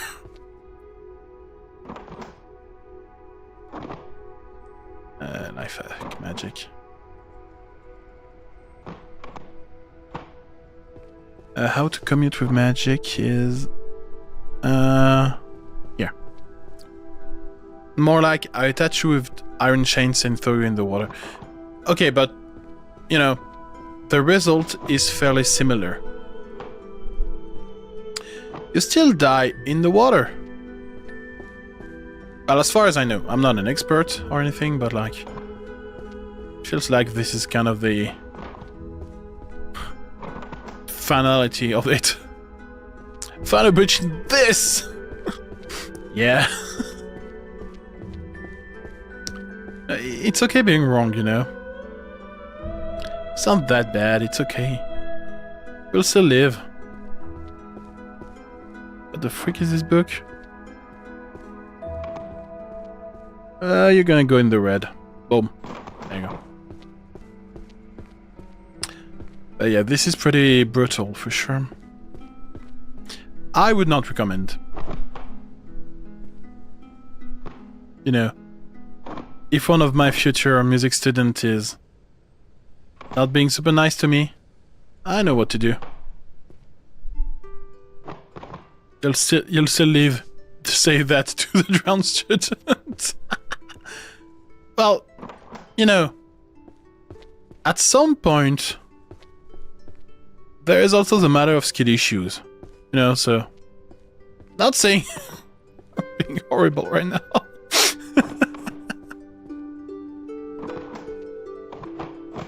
Have you seen the movie Whiplash? I didn't watch the movie, but I know basically everything that happens in it. And from what I've gathered from people in actual jazz school, it is very much exaggerated everywhere. So you do have, like, you know, jazz conductors that are hardcore. To the point of throwing cymbals at you? Not really. Strongest Archmage... okay, so this is like romance. There is some stories of that, but it's really not common. And also, something that Adam Neely was saying. Adam Neely is one guy coming out of Berkeley, and he made a video. He has a great YouTube channel. I love this guy, and he has an awesome band called Sungazer. And he made a video on Whiplash, and he was explaining that the thing that is missing the most from the movie is how fun jazz is. Like, the movie is not depicting that people are having fun doing music, and that is very sad because music is not a competition, right? It's fun. On one hand, I am happy people are not getting that abused, but I also can imagine you being like this. Oh no. No. I'm a very gentle person. I would never harm anybody. Trust me. Life hack magic. So this is not everyday magic. No, like... I would never harm a symbol. Well... please allow me... a demonstration.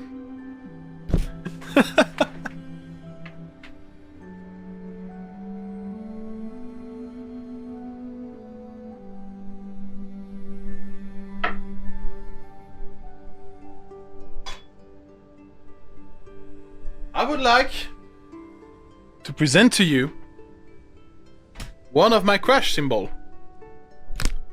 And wait. I'm not saying it suffered. Exhibit A. So I'm not saying it suffered, but like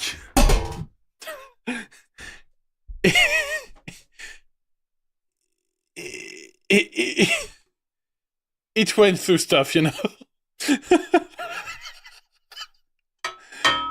So yeah, it sounds great.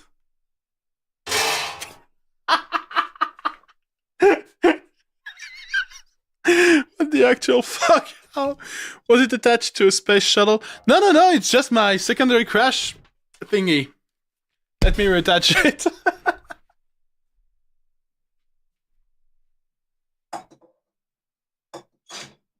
There we go.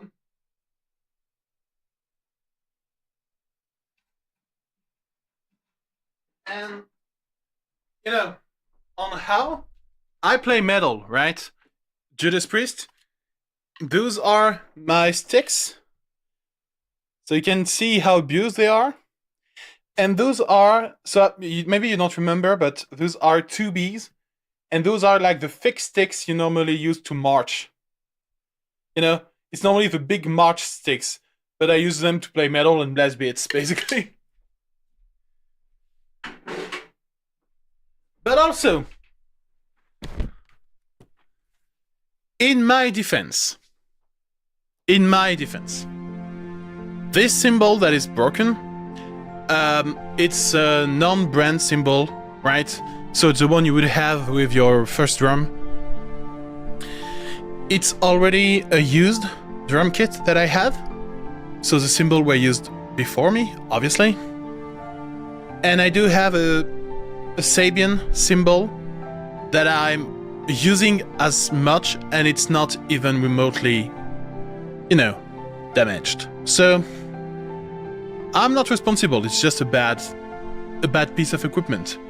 That's it. It's fine.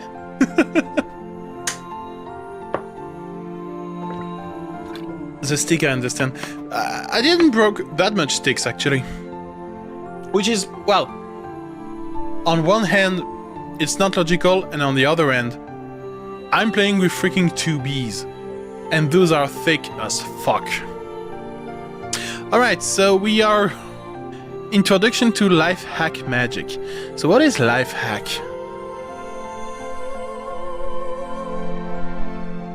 Like... I was trying to put this in 2C, in like daily magic, but it didn't work. So what could be life hack? Because for me, life hack is like those YouTube channels that just teach you useless thing. Warrior, archery, daily magic, mathematics, art, management, economics, sociology, psychology, philosophy, jurisprudence, romance, mystery novels, history, dungeon and language, monsterology, astrology, divination, curses and dispels, body music. Is it enchanting? Stealth, illusion magic, healer and healing? Or is it life hack, like you're hacking your life? I can try this 1k. 1k is over there. But that tin crash is an absolute scam. Yeah. I mean, it really was a non-brand. So I'm not that surprised. And, you know, I'm not saying that I've got big muscles or anything, but like, when I play the drum, I play the drums, you know? I don't lightly caress the drum kit.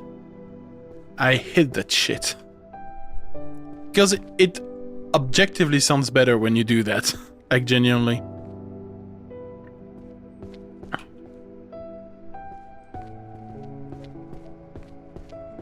But it still sounds okay. Believe it or not.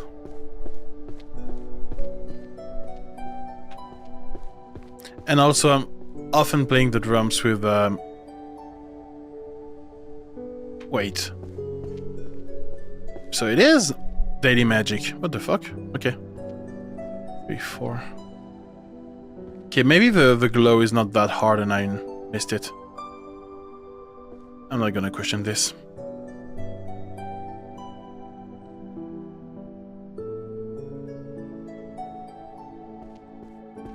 And I've been playing a lot of funk music. More than metal recently. But there is still a bit of double bass, you know, that seeps through sometimes, sure. black. Damn, it's okay. The drum kit will survive. Probably, most likely.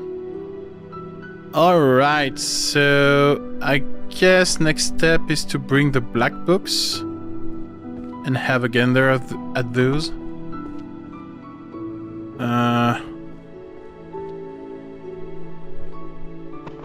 Unless I'm seeing another pink that I've missed. I don't see one immediately. Alright, so let's... There's so much black books. Alright.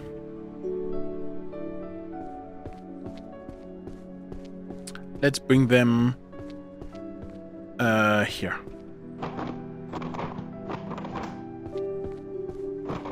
Yeah, oh yeah, I missed your message. You have to try for a really long time to destroy 2 bees.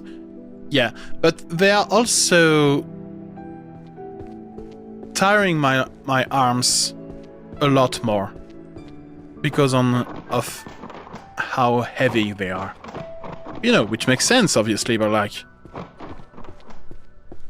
At some point I was having cramps all the time because of those. And I obviously didn't stop, you know. I was not going to be a reasonable guy and say, oh, maybe I should put the drums aside for a bit. No. I just smashed my arms. It was fun. Then it started to hurt a lot. So the problem isn't the instrument. I mean, technically I did have a good teacher. But it's been a while since he witnessed my subtlety on the drums. Actually. Yeah.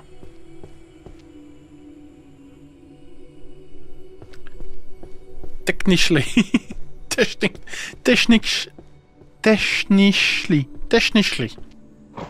That's hard to say. Even for a French guy.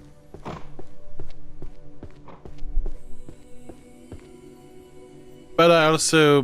Because I went for a couple of years without playing the drums at all. And then I came back quite violently with it. So I'm probably partially to blame. It's ICH, the first word, I'm sorry. Or that close, you were one letter close. And also you just awoken a PTSD from middle school when my German teacher was super annoying on how we were pronouncing ich. So, you know, as a middle schooler, you just say ich, and you don't think about it, right? I didn't learn German. Yeah, and I didn't learn Spanish. But let me tell you, me gusta la cerveza. There you go. Maybe there's some Portuguese in this, I don't know. But you're natural at music, so it just works. Thank you. And it does work. It's fine.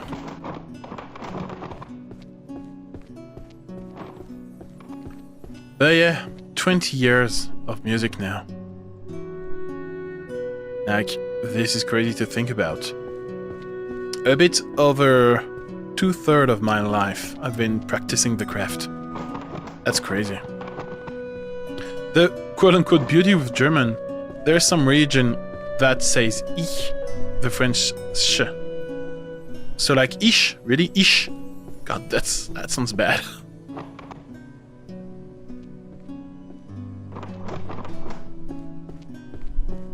Something that I will remember from my German learnings is that there's a region that they greet each other by saying Grüß Gott. And it sounds so funny.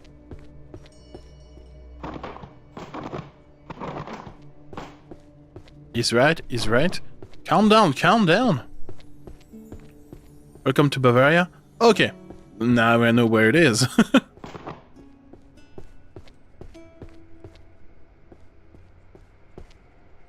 And I do remember from my German, little learning tapes, Grüß Gott, ich heiße Momo.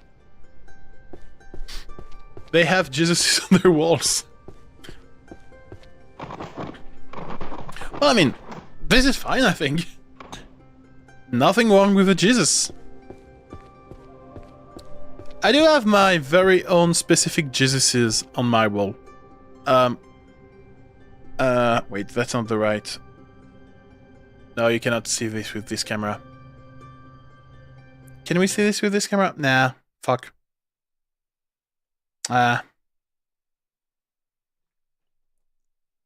Look! Jesus slash Jesus Hutao from Genshin Impact. Gifted by Maria. There you go. I do have my Jesuses on the wall. Is it centered? Inside Jesus is all fine. Well, also Vignac, you weren't there when I showed it, but like, okay, there's a lot of stuff on top of it. Like, look, this is an Amstrad 1512. This is older than us, and it uses 5 inches a quarter floppy disk. So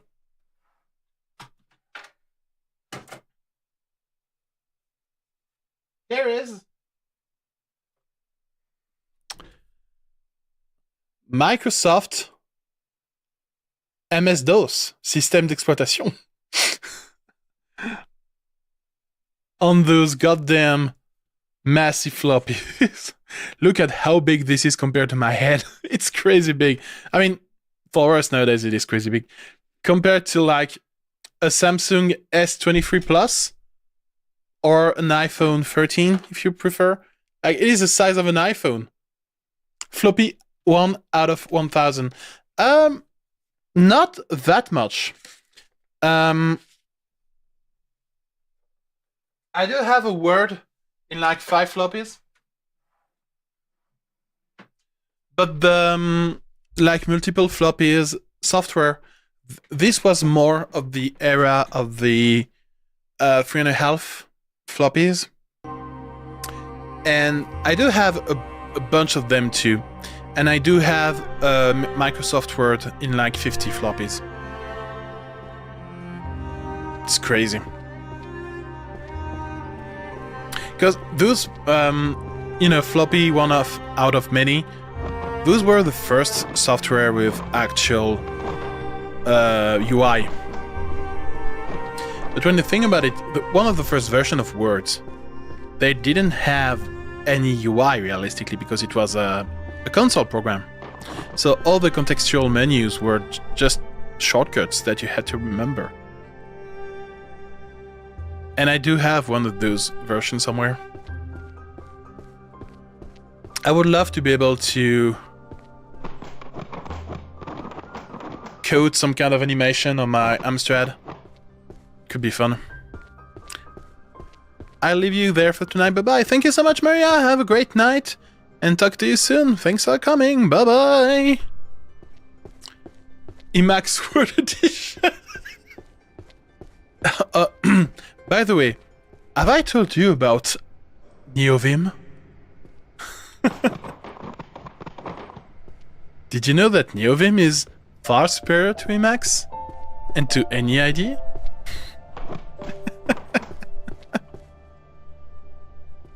Time to live forever. No, come back! Come back!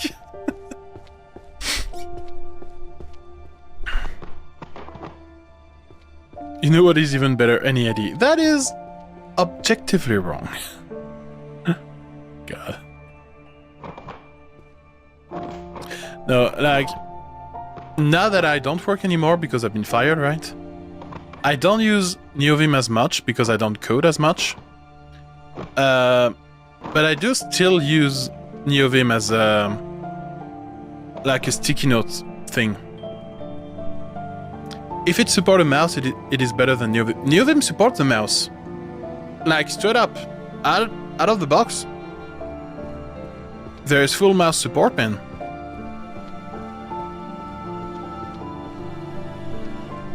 You're lying.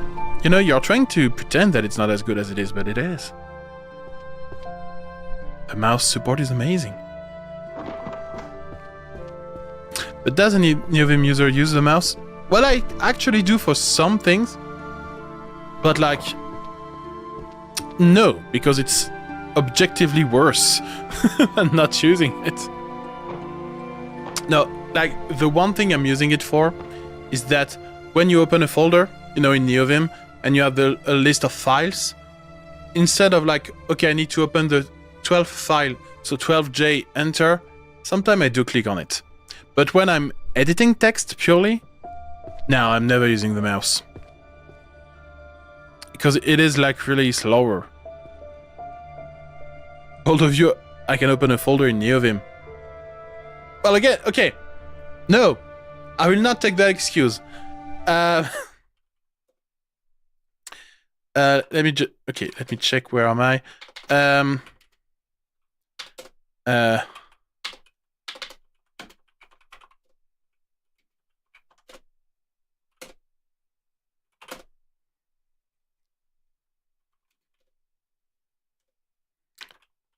Okay, so here we go. Welcome to something. So I made an Aveniac folder on my C drives. So look, nvim dot boom. Welcome to Neovim. It's easy. Then boom, I create a new file. Hello. And then I can type world. This is the amazing experience of Neovim. Boom! I just type, I don't have to save because I set up the autosave, and then if I go back to Neovim, look, here I might use my mouse to click on hello, and boom! Look! I can select, I can right click. Neovim supports the mouse! But why would you do that? Well, you can just go underscore visual mode, like forward, and then you can just yank it. There you go. Then you can open a new line in place. There you go. I can do that so easy. Your Twitch stats are tanking. But Neovim is amazing! Look! God. I love Neovim. But okay, realistically, again, as I was saying, I don't use it much nowadays. When I need to edit a config file, I will use it. When I need to take notes on anything, I will use it. But for coding, I'm using Rider, which is the JetBrains editor. Mystery fiction. And sometime I do use the Vim motions, because, you know, regardless of if you want to use Vim or Neovim, I truly, and without any kind of jokes, believe that Vim motions are really, really amazing. And they make you so much faster. And it takes a bit of time to get used to them, obviously. But like, I really feel the difference. And the only reason why I'm switching between the Vim motions and the non-motions is because the IDE is not integrated enough with them. So sometime when I have to like go through a couple of files to find something and maybe do some C# specific operations, I will lose time if I try to do everything with Vim motions. Which is a bummer because I really like them. And I don't know if I told you that ever, but I did find... At some point I was almost burning out at work, right? Like many people. And...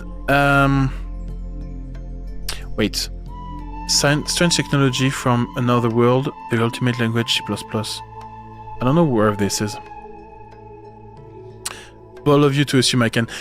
Avignac, there we go. I told you, you talked about Germany. He's coming! God damn it!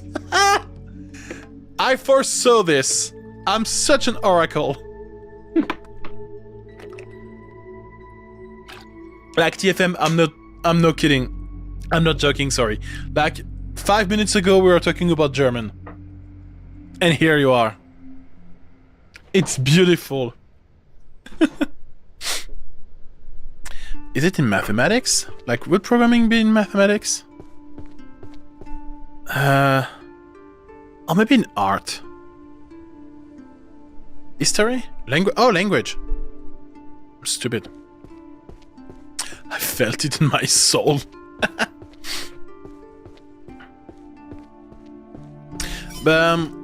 C++ in art? Of course. Well, no. In my opinion... Okay, it's not there. There's only one language that deserves to be in art. And this language is not released yet. This language is J. It is the programming language created by Jonathan Blow, the creator of Braid, The Witness, and the soon-to-be-released Order of the Sinking Star. And the guy was so fed up with C++, I was like, I'm gonna make my own language that is gonna be so much better than C++. And boy oh boy, he did it. It's not released yet, but like, he was sharing some compilation time, and it's out of this world. Like, it's crazily out of this world. We are talking about millions of lines of code compiled in seconds. Assembly, because it was the first? You have to decide which assembly, though.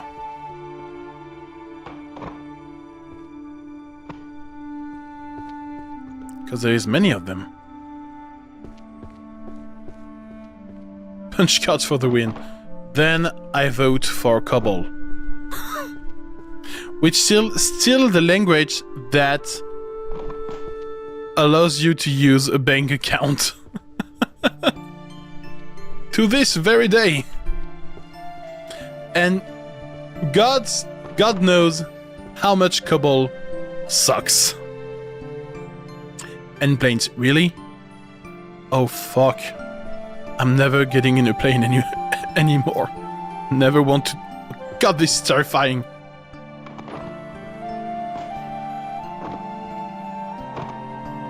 But yeah, I do agree that assembly is amazing. I do want to learn it at some point. Well, learn it. No, I don't really want to learn it, but I want to struggle with it. Because I think it's interesting to go through this level of thinking. But just on a small project, I wouldn't want to make anything big with it. I think Control Towers runs on COBOL. Don't quote me on that. I wouldn't be surprised if some legacy system, communication system would run on COBOL. It would... I wouldn't be surprised at all.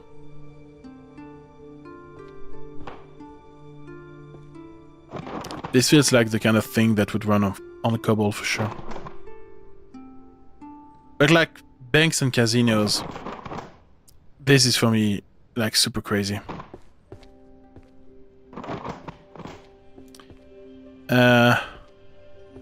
Especially banks.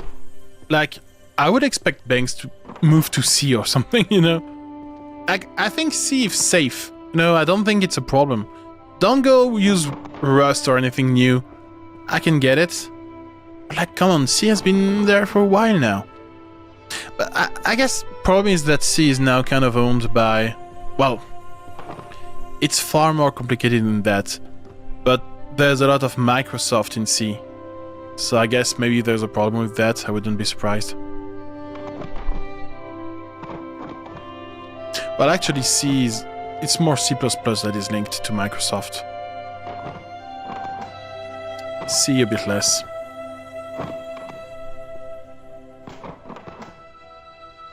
But also, man, can you imagine? You are a developer and your boss comes to you and say, okay, here's the deal. You have to redo the whole banking system. Don't mess it up. Good luck. I would shit my pants. I would literally shit my pants, you know? Like, this feels terrifying to think about. And I'm sure there is some level of people actually working on that, but like, how do you go work on something like that? That is so important to the world and so critical in like every single mundane aspect. That feels terrifying. Because when I did because I worked on some rewrites of software in the past, but every time I had some, some level of, oh, how about we do things like that? It would be better for everybody. And there was far less pressure.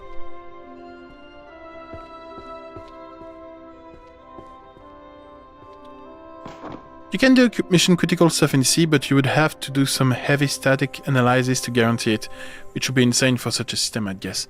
But I think C would be probably the best candidate for that, considering how small the language is compared to others, right? Well, in terms of smallness of language, actually Go would be a good candidate, because Go is really the easiest of them all. But it's still kind of new and owned by Google, if I'm not mistaken, kind of.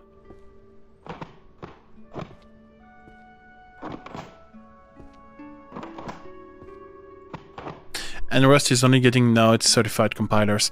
Yeah, but Rust, I wouldn't bet on that, simply because it's so different from any other language in the world. So I cannot imagine, old engineers trying to figure out their stuff with borrow checkers and such, while C is very traditional, right? So I think this would make more sense.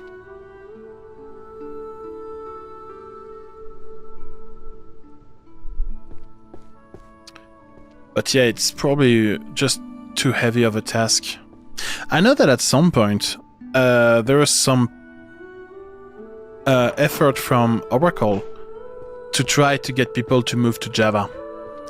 And one of the things they did was they did a JVM version of COBOL to help that move.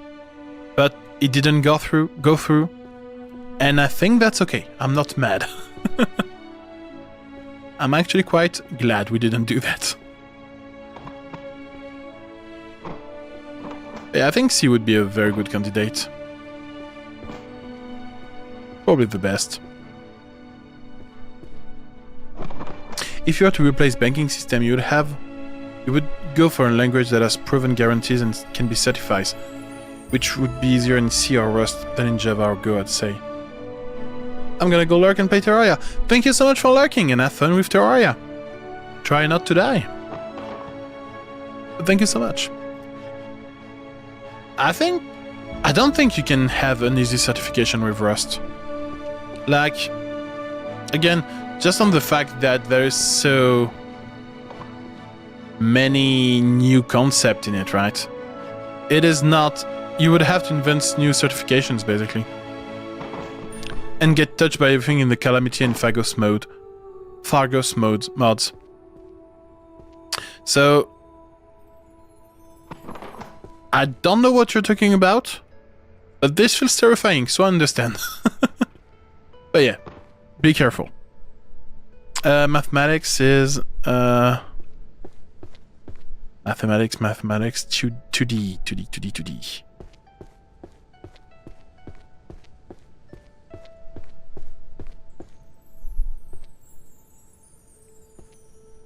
But yeah, I think... See, the more I think about it, honestly, Go would be a good candidate too, just on how simple everything is in Go. Yes, I have decided to play the two hardest mods as my first ever playthrough of Terraria. You like to suffer, evidently. So good luck to you, my friend. Why though? Yeah, Avinac have a hard time understanding why people like to suffer.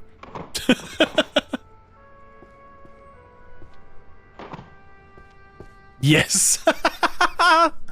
I love that answer. Oh god, I love it.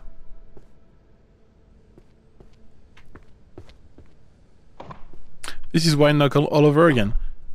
By the way, it will be the next game I will be playing when I'm finished with the library. Indeed. And at some point I will also play Terraria. So maybe I'll do the same, who knows. Dead indeed. There we go. Rust has stronger memory concept and now has a certified compiler. Whereas in C you still have to prove you're not doing weird pointer in arithmetics. Isn't really... Like, isn't GCC certified or something? Really? Well, I mean, I guess C still has language update, because when you talk about C, you talk about many language too, I guess, so... It's kind of difficult.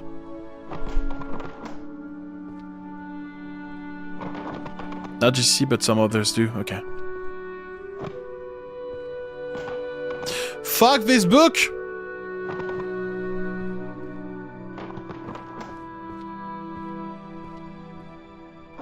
There you go. We still aren't allowed to do some fancy pointer stuff, which is boring. Sure. Right everywhere in memory. I will love this. But also, like, in Rust, even if you have stronger memory stuff, you still have, like, you can still word the keyword unsafe, right? So it's not like it's... I mean, you have to deliberately do it, so it's not unsafe by nature, but it's not, you know, there's still a level of what the fuck is gonna happen, still. And especially when we'll be moving to actual, like, banking systems and such, I'm gonna assume it's gonna get exposed very hard. But what I'm really thinking is gonna be the hardest thing for Rust is that nobody knows how to Rust. Like, it is still a very new language that nobody really know how to code in, so...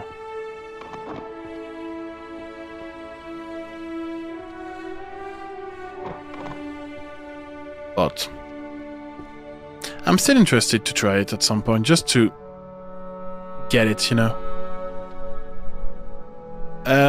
Stealth and detection, hide and seek. I don't see any hide and seek. Hide and seek. LLM will write perfect. Ouch. God, don't. Oh, no, I don't want to think about it. Because the thing is, you are right. Like, our future banking system are probably going to be partially vibe coded. And I hate this immediately.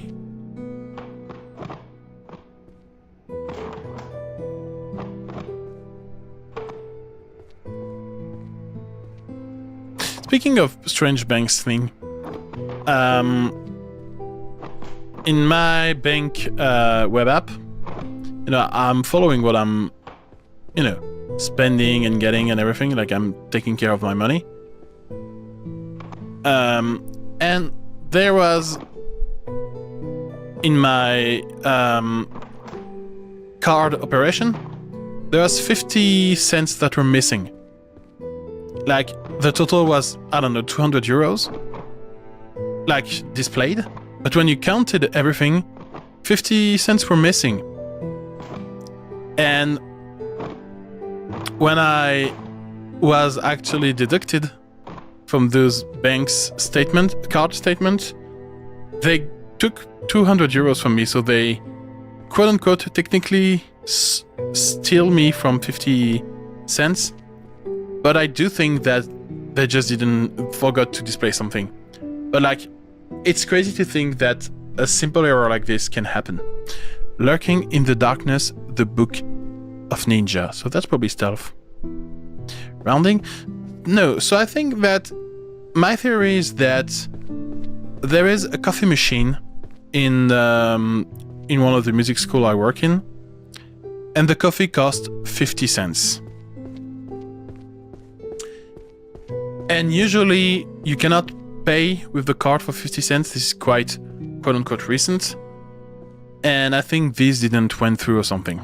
That's my theory. But still, it sucks.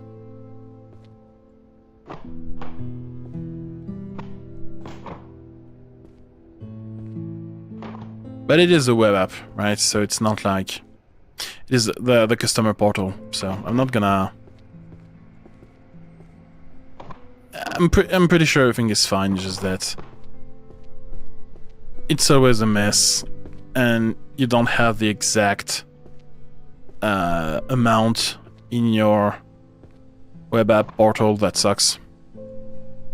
Bug report, someone has to work on it. Boy, if I did a bug report every time I found something wrong on their platform, I would be basically their support. Like, there is always things missing and mistakes. All the freaking time. But you're right, I actually should. I definitely should.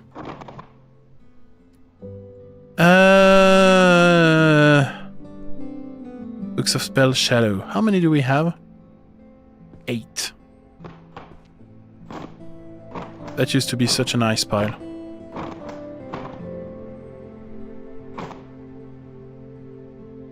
There you go.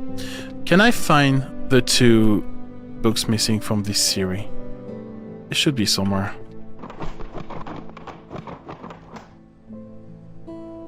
Don't think that's that far away. They're supposed to be pretty recognizable.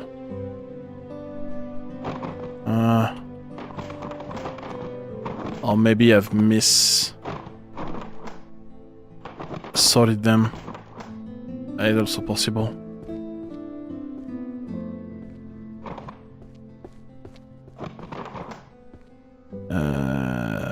You? Yeah. I may be missing them. Fuck. Alright, so this is the not fun part of what the fuck do we do with all those books. So, Codex of... Wait. No, those are colored things that I didn't sort it. So I don't care about this one. Codex of the Stealth Heart. This is Codex of the Stealth, Codex of the Stealth. And there is 10 of them because there's at least 7. So that's fine. I do have the Complete Guide of Stealth Magic.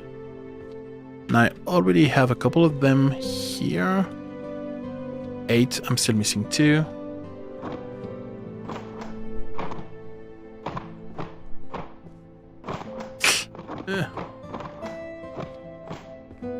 That's a good pile. There you go. Shadow Walking. So this one has kind of a first look to it. Okay. Hide and Seek. Where is Hide and Seek? I do have a big pile of Hide and Seek somewhere. Right, there we go. 1, 2, 3, 4, 5, 6, 7, 8 again. That's not good. If only I had some magic power that would help me. It would make my life so much easier. Mystery Fiction with a big bright font. Can I see the last one? It's not... Oh. That's one of the shadow book that I was missing. Perfect.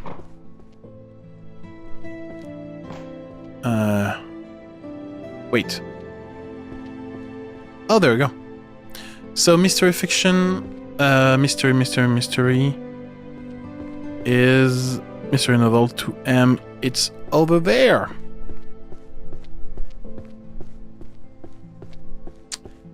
But yeah, all vibe coding, PR will be AI driven, test will be vibe coded. All of that good stuff. I'm excited. Yay.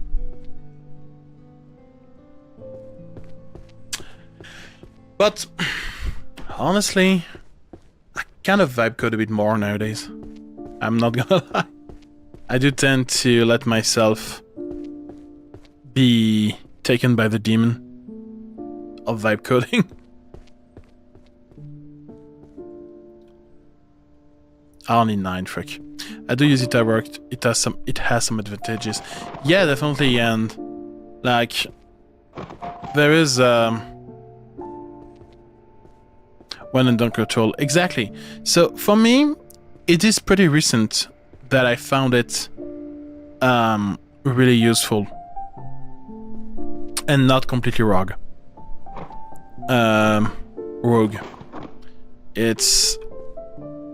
And it depends on the level of care I have for the project in question. So right now, well, care is not the right word, but for a concrete example, right now I'm working on Codex of Stealth Heart. I don't have this one yet. I'm working on replacing, my alerts and my chat on the stream with some custom one, because Stream Element is probably about to die and I need to have something. But I don't want to learn JavaScript and all this and CSS animation. So I'm definitely vibe coding that, because I wouldn't like to do it myself. And the result is good enough and I can easily, nudge the AI into something I want. For video game development, it's often more for math, because I'm not good with vector math, so instead of trying to figure out what I have to do, I might just ask the AI to help me. But when I start any system, I will start studying myself, and then have it look and tell me what is quote-unquote wrong, because that is a good second, it's a good review tool. That coding the best part of game dev, the math. Yeah, not really.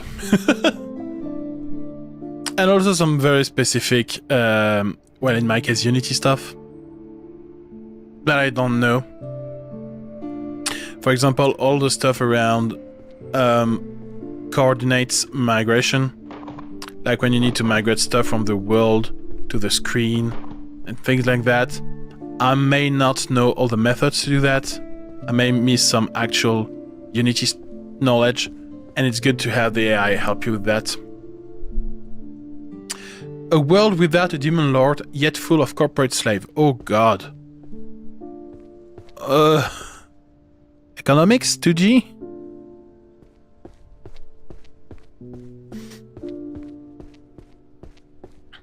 But on when I was okay, no, it's not economy. Frick. So it's probably somewhere there.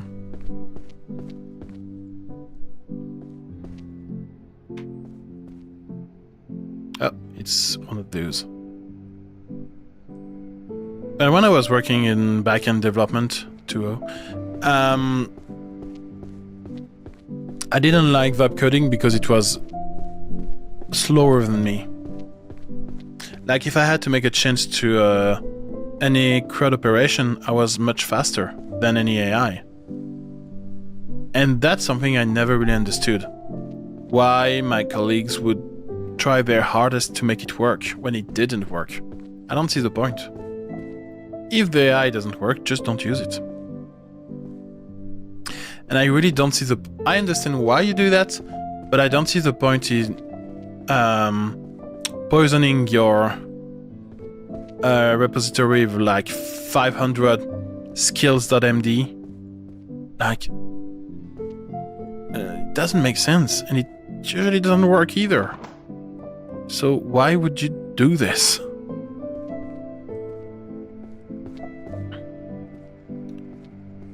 And at some point I had one colleague that were like, oh, we need to make better documentation for the AI. And my reaction was, okay, what about humans? Like, you only care about documentation now that the AI is involved? Like, seriously?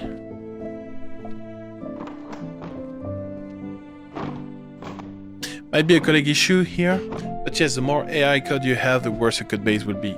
Yeah, definitely. But that's something I never was able to...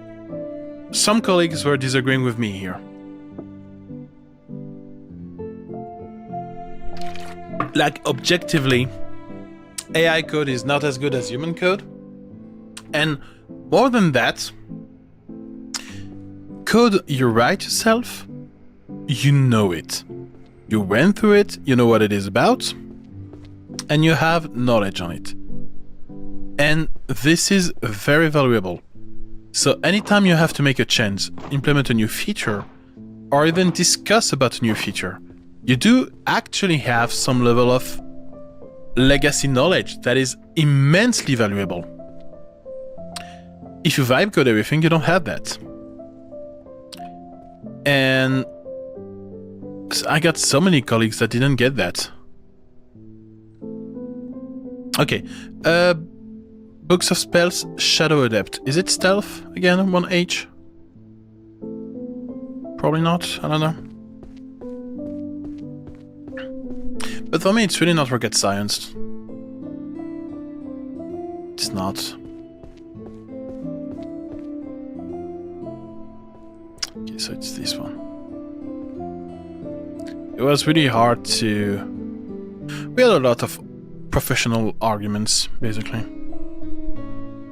And also about price, because I do remember we were always getting some discounts out of Microsoft for no reason. Like, we didn't ask for any discounts, but we still were having them. And, you know, colleagues are happy, and I'm like, cool, but also isn't it bothering you? Aren't you, you know, suspicious of that? And they didn't give a fuck. But for me, it's maybe I'm pessimistic, and maybe I'm, you know,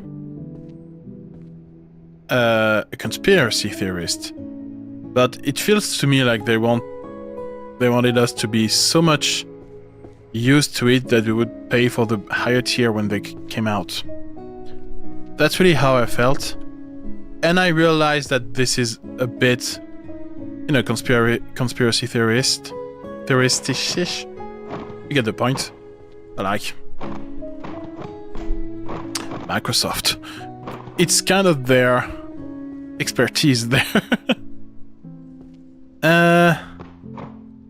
Okay, so this is an old book. Okay, this is the book I was missing. Books of Alchemy. Okay, alchemy is... Alchemy. 1N, it's over there. Yes. But yeah, I do use AI a bit more in my day-to-day life. And...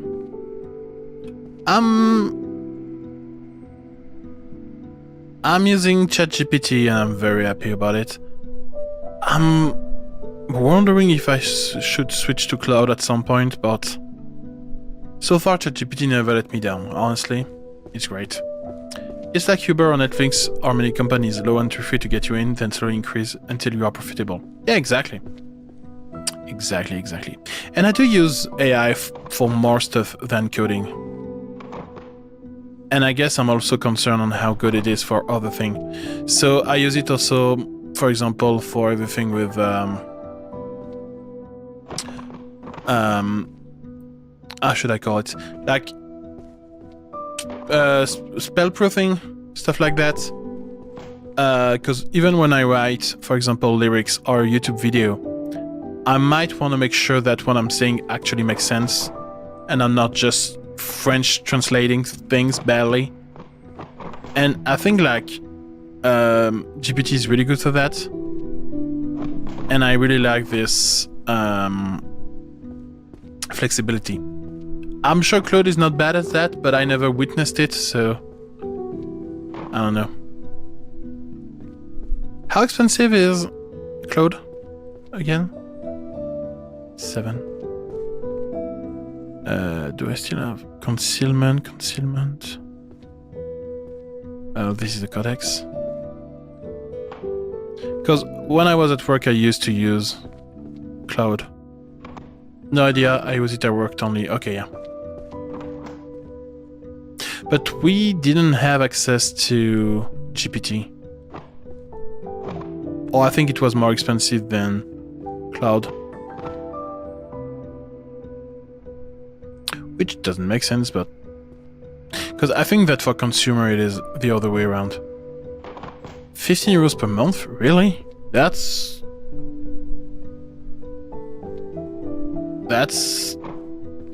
not bad. I was expecting more. Especially when the models were so expensive. Like, Opus 4.6 was pretty expensive back in the day. 90 euros per month for Max. So, yeah, maybe it's something about model accessibility that is changing. I don't know. Maybe I need to try Cloud for a month or two and see how I do. Maybe I will like it.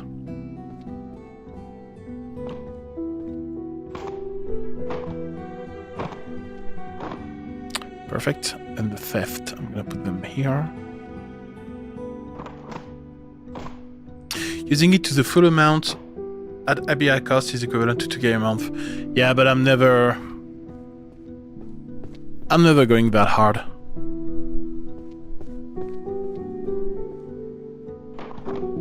Is highly under pressure. Oh yeah, but I mean, my ChatGPT subscription is like 22 euros a month, something like that, and I do have access to everything they provide, including image generation and stuff.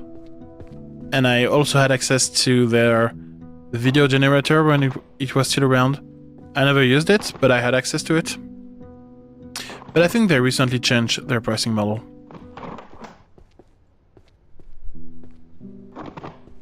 But I mean, no one is good in this situation, but I also think I don't like Anthropic, I guess, marketing. Like, oh no, what was his name again? The name of the model that was so freaking dangerous, they could not release it to the world. Claude doesn't have an image generation as far as I'm aware. I don't think so too. I never heard of it anyway, if there is one. Mythos, there we go. Can break any system. Yeah, bullshit. Yeah, no, that was the craziest. Especially when you look at historically, OpenAI did the same. With back then it was GPT-3, I believe. So like even before AI was widely adopted, they were like, oh no, this is far too dangerous, we cannot release that to the world. And it worked. Like, people bought a lot of actions, and there you go. Rich AGI, yeah, sure. Well, about that, there's something I love to do, is that there's a website that actually allows you to play those AGI tests. And it's pretty cool. And it's pretty cool to see how good or bad AI are at some stuff. And one time I was discussing with my parents about it, because the only exposure they have to the AI stuff is through news broadcast, which isn't the best. But I made them play those games to make them realize, you know, how far how far AI was actually to AGI. AGI isn't defined anyway. Yeah, it's definitely not. You don't have a true definition of it. But I do think that those websites and tests, you know, they are useful enough to show you that we are still very far from it. But what I don't realize is that, and maybe I'm wrong, but for me, trying to reach for AGI is stupid because you don't want that. For me, you want a super specific AI that is super good at something specific, because this is what is cost effective and, you know, makes sense. Like, I don't know why you would want an AGI, but I feel like this is probably just marketing, right? But this is kind of driving me crazy. Mana, yeah. So how many mana books do I have? 7? That's not bad.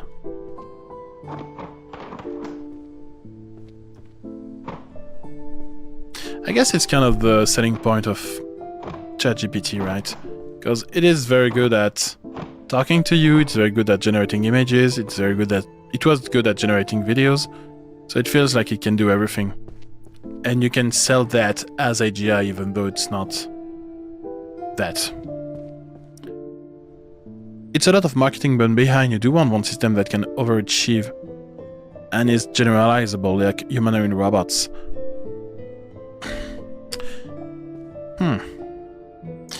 I can imagine that you want some kind of orchestrator that could be kind of, you know, a bit generic. But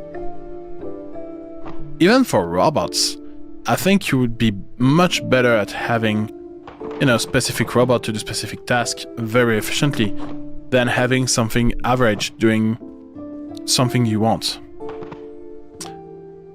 But, you know, something like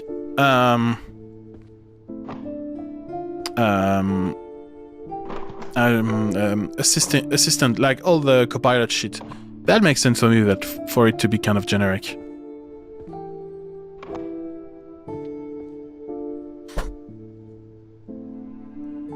Highly specific means you need a new AI or robot for a new application. Yeah, a generalizable one can adapt to a completely new and unrelated task in theory. Of course, it would never be as good as a highly optimized one. Yeah, and then I'm wondering at some point if there is really a cost, you know, like, is it really good in terms of cost to have a generalized AI, or if your competitor just go for a super specific, aren't they gonna win? You know, if I very simplify the question, right? Because obviously everything is a bit more complex than that. But that's what I'm feeling. I think that it's not the way to go.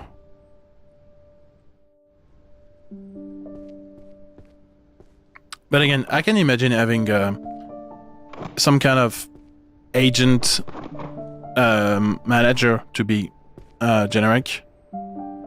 Codex of the Stealth Heart. This is probably complete. Yes, and still 1H. Yeah. But then, you know, we are I was gonna say we're still at the beginning of AI. Not really.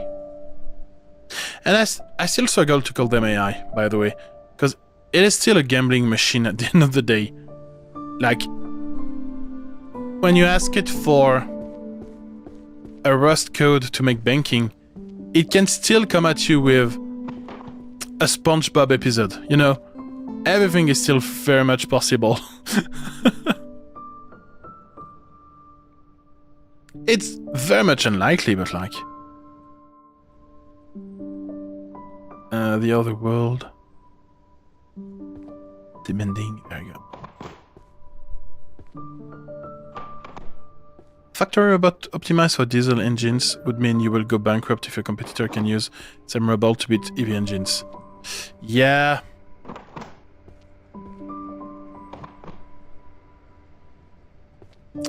I see what you mean.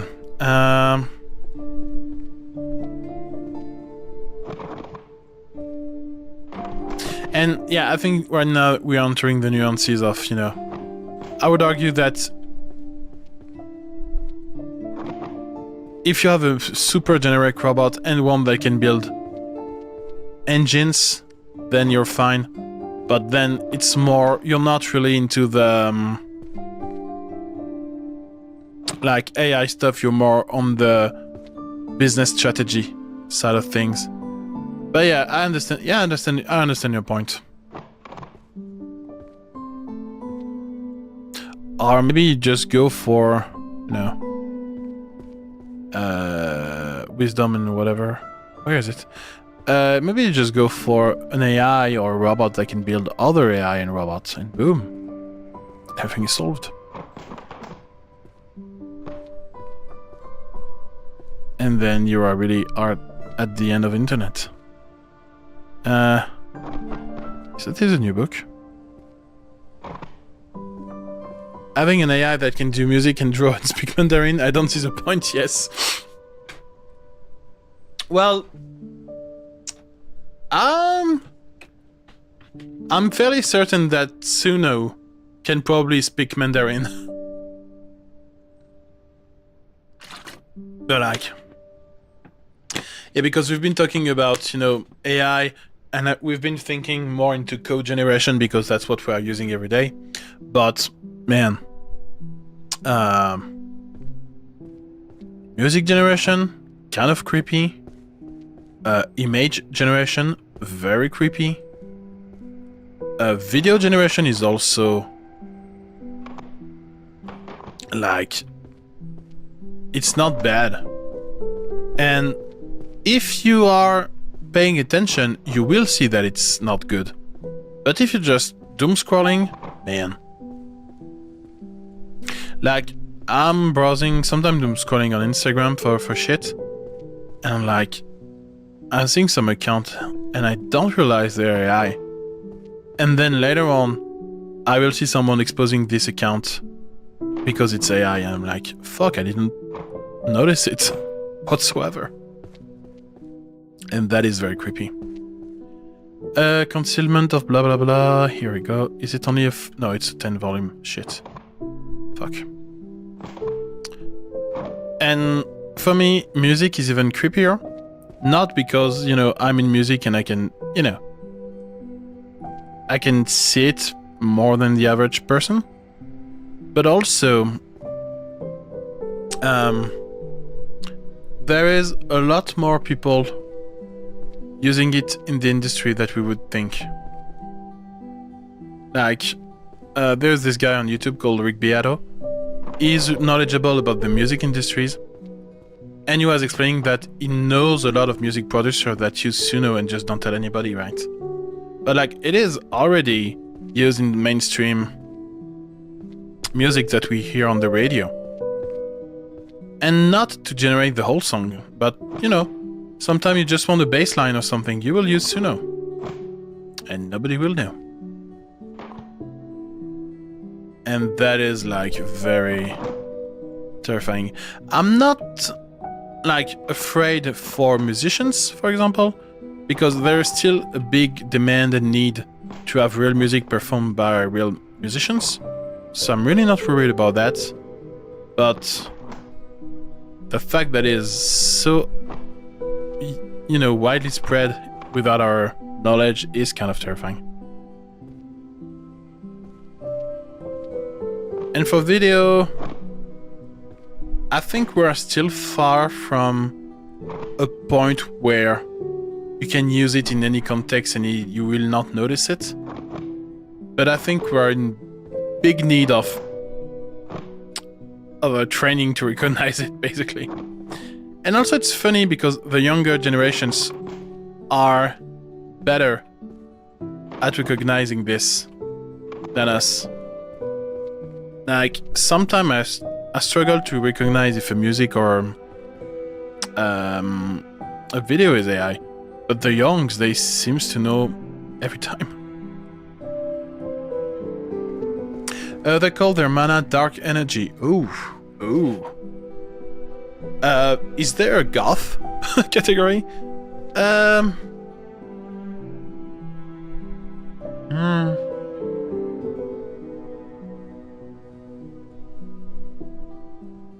It could be anything again. I don't know.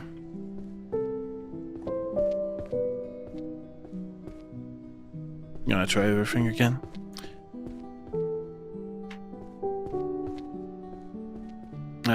Yep. No. Nope.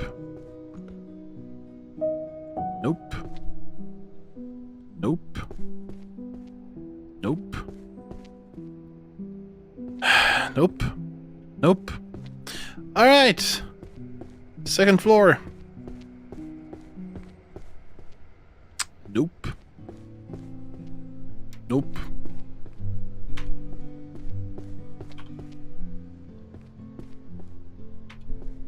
Can you imagine this game without the little glow that tells you, oh, this is the right category? That would be terrifying. 6, 1, 7, 3, 10. Hardcore mode, yeah. Yeah, I don't want to use magic, but the little glowy thing, yeah, I'll take it for sure. I like to struggle in games, but having feedbacks is kind of important. Compendium of Necromancy. I don't think I have this one yet somewhere.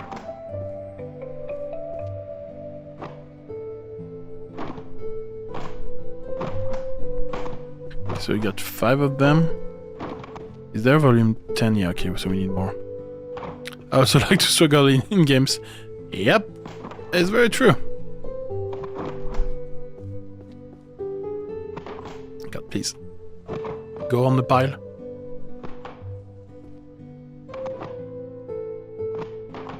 Please. Thank you. Only 4 of the wisdom of the ancient whatever. Okay. Invisibility magic, heart of hiding. Okay, so shadow cloning and teleportations.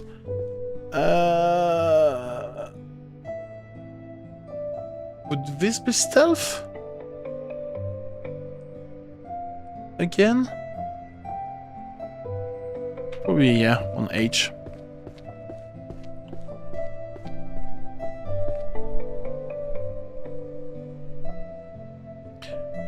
My bones are brittle and my character is squishy. It sounds like everything is going right. Perfect. The art of shadow walking. Shadow walking sounds cool. Not gonna lie.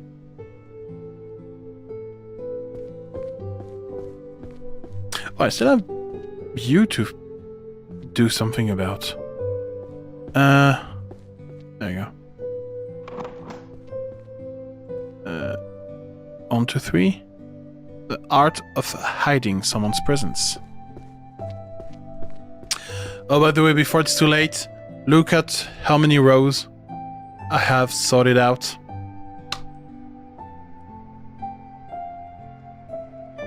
Enjoy this before it's too late. It was a short session of being nice, and now it's over. Sorry. Oh fuck, I've mixed the 67th row. I'm sorry. I'm not on top of my memes.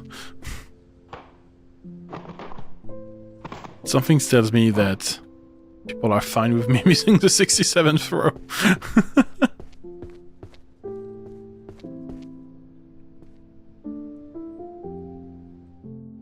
You should drink milk.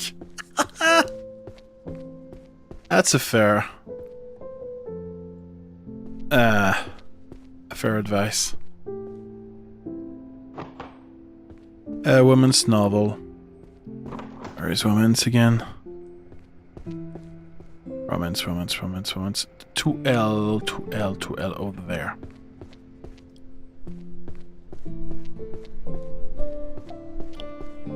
What time is it? It's 11. I'm probably not going to stop kind of soon.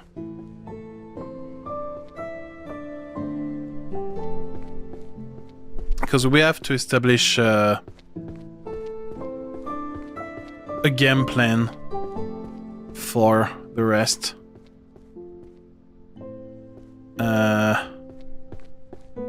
So wait, so those I'm missing number 3. Okay, I need to make nice piles, otherwise it's really gonna be a mess. Wisdom of Powers only have 4.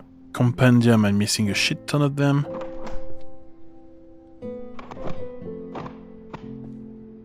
Come on. No, be nice. Said be nice. GG's on making nice piles. Thank you!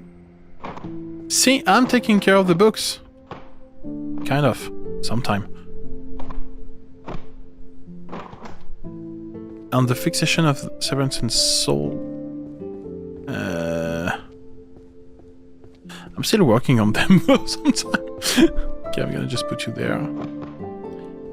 So those are the green ones, so you're going to go there. Even the non-white cover book. Ah, the book racism is back.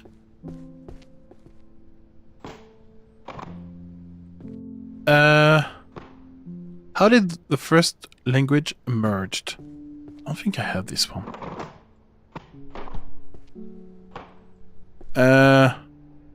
Considering a nearby object. This is the same theory.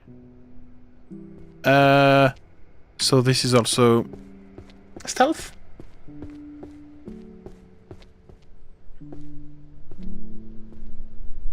But yeah, see, today was a very... I shouldn't say that. A black-focused day, so... We had a white-focused day, now we have a black-focused day, you know? There's a bit of love for everybody. I'm not a monster. Management, I don't think it's... Demanding fresh graduates with 10 years of experience. Why is this book so HR-y? Okay, so I think those two are unique. I'm not gonna put them in the naughty pile. And you, I think you go there. Management. Management. It's 2F. 2F is over there. Don't me. It's fine. Is it still going? Of course it is still going. Good evening, Xantic. How are you doing? And also, I'm about to stop. Not about, but I'm gonna stop soon, by the way. This is our new hell. It's fine. It's really not that bad. Lumberjacks, I guess. You know, I always was weird with some games. Avignac, can you describe my quote-unquote obsession back in the day with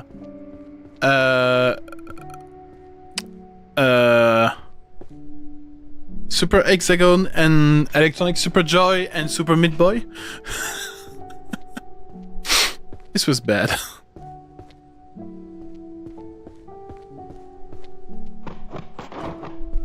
Goddamn Super Hexagon. It's still a game I play kind of regularly, by the way.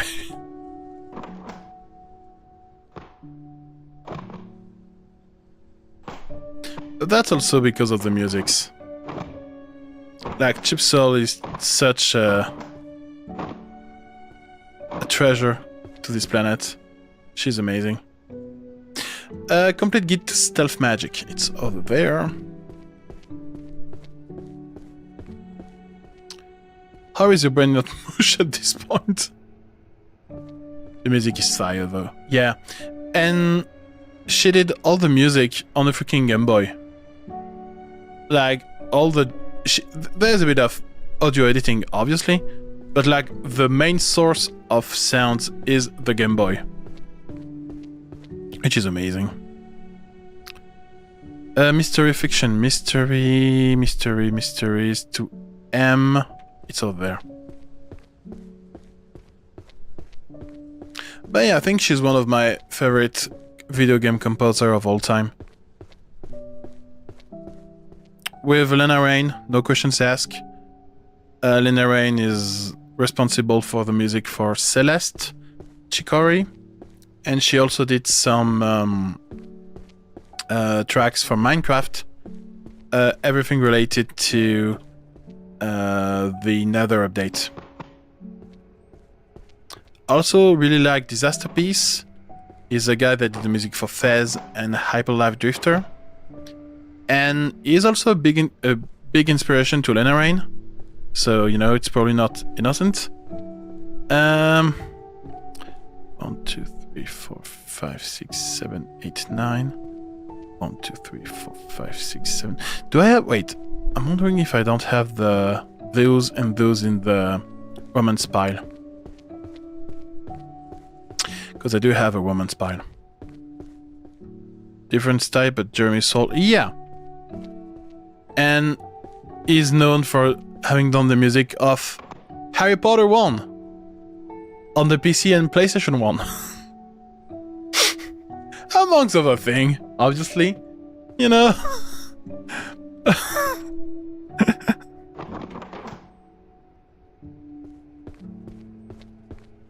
He's good. He's not bad.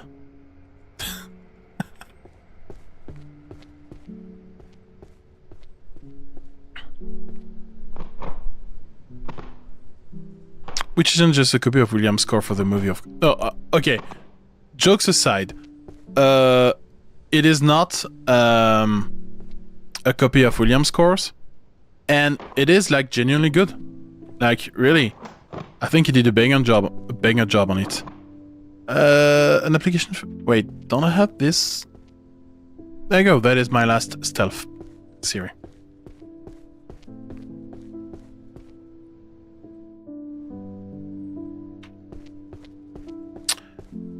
But let's not forget the amazing composer of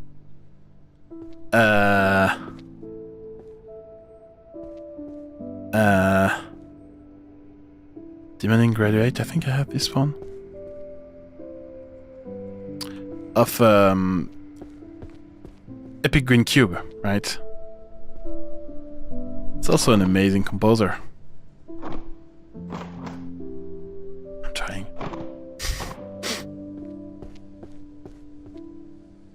EGC is a banger. Let's go!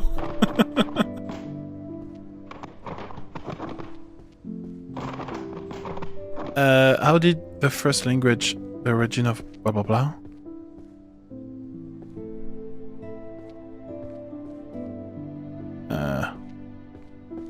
Both gameplay wise and music wise. I'm so sad that I don't have a working build of the game. This triangle getting stuck in the wall. I don't know what you're talking about. Although, now that I've reinstalled Eclipse, maybe I can have a version of VGC working again.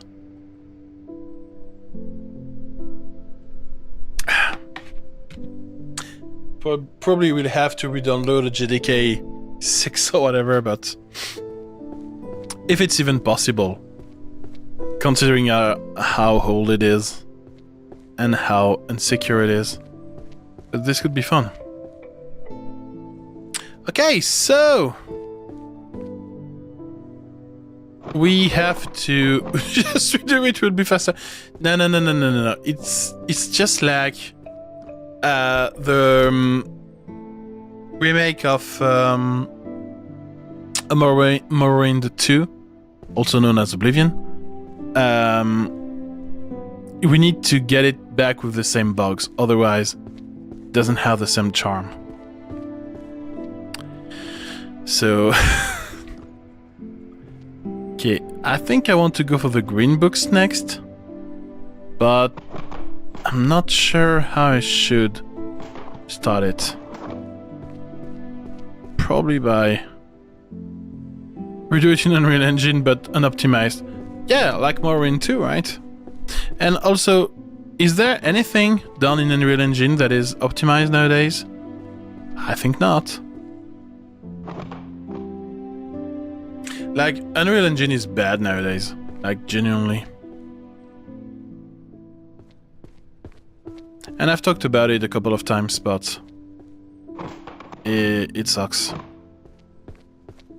Okay, so those are probably gonna stay in this situation for a bit. Should I? No, I'm gonna keep...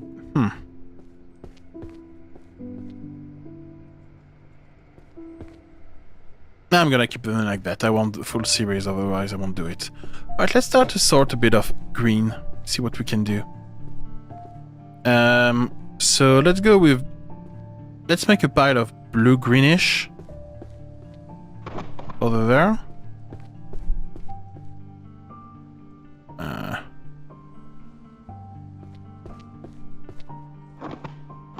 So we do piles of piles. Yes.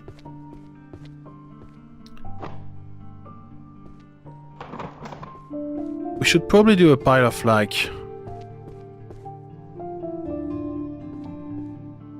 so green you cannot miss it. You know? I'm not sure how to call it otherwise, but yeah. I'm thinking about those type of green. That there is... You know, it's not... It is green. Whether you like it or not. So I'm gonna make this pile over there. And then... Let's do a pile of... I don't know. Probably yellowish green or something.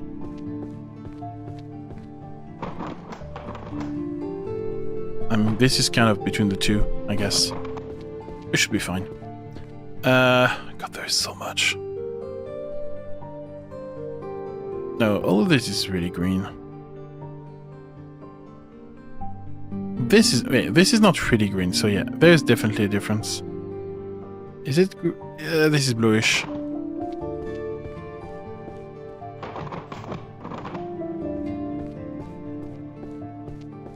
Now I really want to try to make Epic Green Cube work. I'm broken.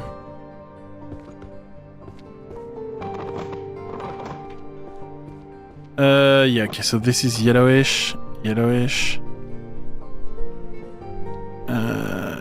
There's a lot of dragon books here. Interesting. Are these pale? Not sure what is the white word for it, but... Yeah, yellowish. It's fine.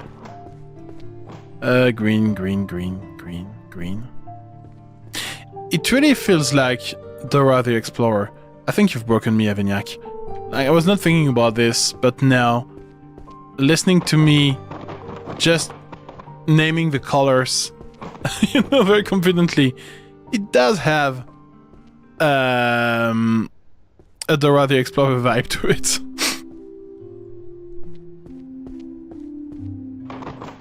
Breaking people is my superpower. That's not completely wrong, I guess. Okay, now my mind is starting to die slowly.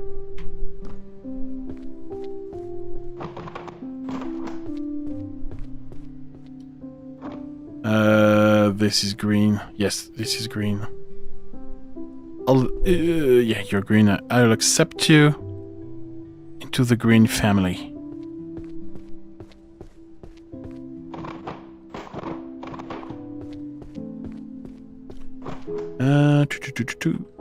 Go away. You are kind of bluish. Definitely bluish. You're bluish. Oh, wait. Wait. I saw something very interesting. Where is it? Fuck. You. Puppet crafting. Don't I have a pile of puppet crafting somewhere that is almost done? this is green, this is green. Me, a colorblind person, I guess. There you go. 1, 2, 3, 4, 5, 6, 7, 8.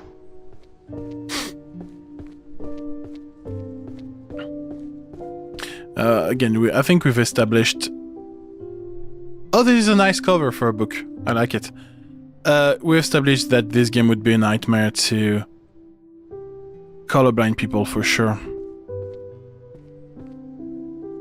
Like you would die.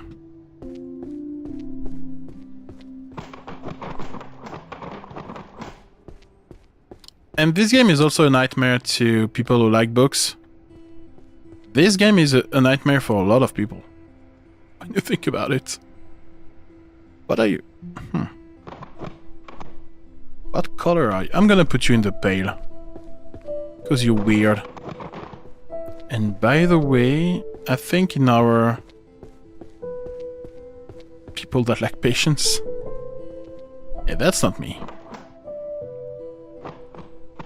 You're all three of you are gonna go in the pale category. I think you belong there.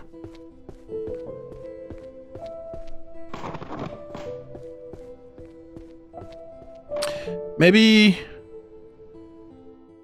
working with kids trained my patience a lot. I don't know.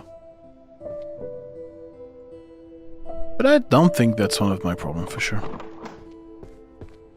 But next time you play with one Super Hexagon Music and Repeat, that's gonna feel so familiar.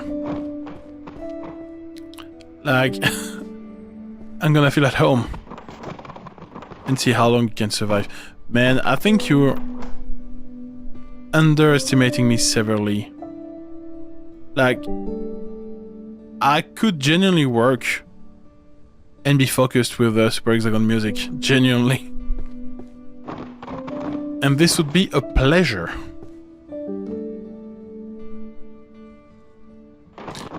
I don't know if you realize how my brain is tuned to Super Hexagon Music now.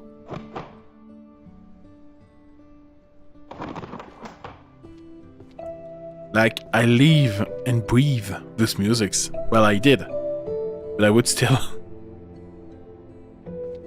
It wouldn't be a challenge whatsoever. I mean...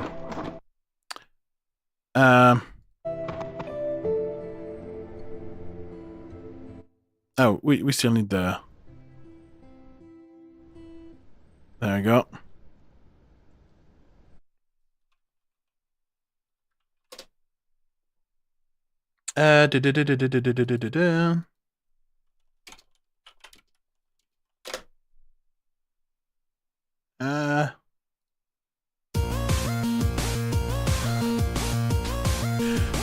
Super Hexagon! Oh fuck, you're right, I'm gonna get...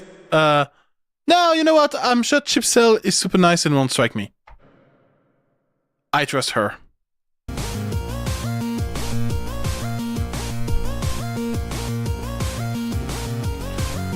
I'm really not confident about what I just said. Because I'm sure she's a very nice woman.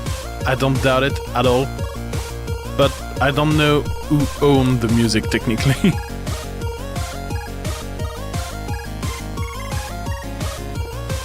But it's gonna be fine, right? Well, okay, let me just get... Okay, I'm just gonna have my YouTube preview opened. Because usually on YouTube, if you do get striked, you have a little warning.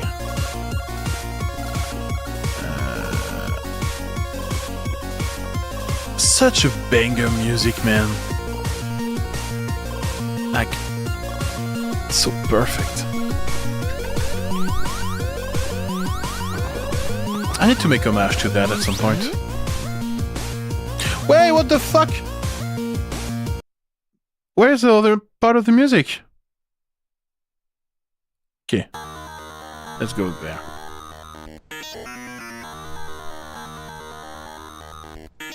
I want to play Super Hexagon again now. Fuck! Such a weak individual. I never got far enough to hear the full music. Well, I did. And I also listened to the album. You know, it helps too.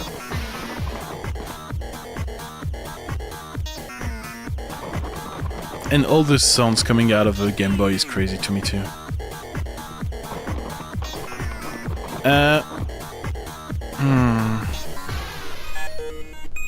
Okay, let's try to get some green.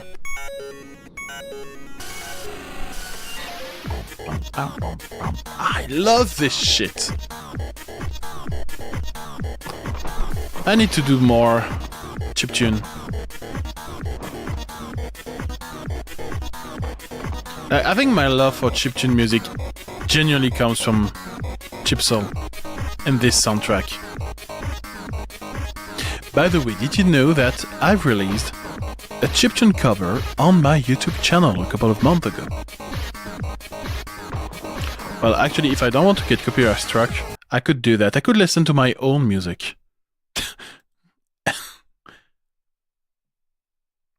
Because I'm not gonna strike myself. So here is Orpheus. It's a cover from Murray Calliope from Hololive, done in chiptune.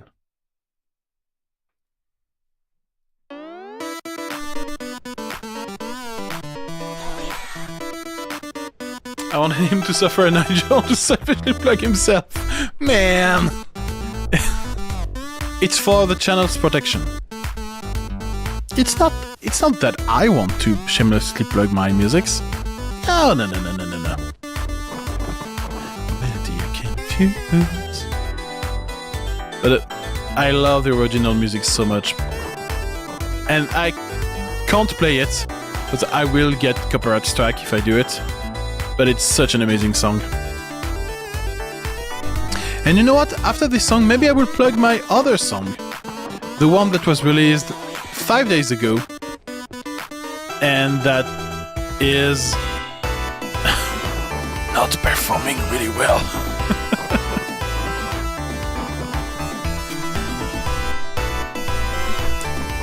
Man. But okay. But for real though,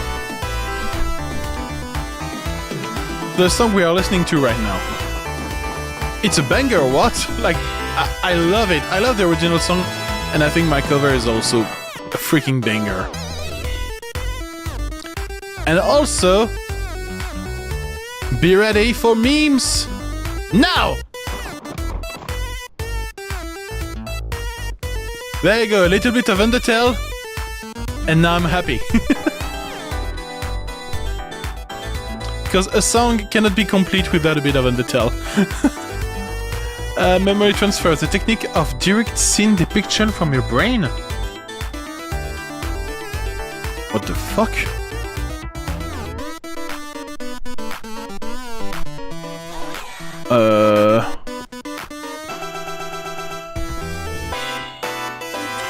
I don't know what this is supposed to be. God, I love it. Japanese, they have a way to make songs that are so freaking incredible, man. Like their bass lines, they are so fucking amazing. You see it's up there.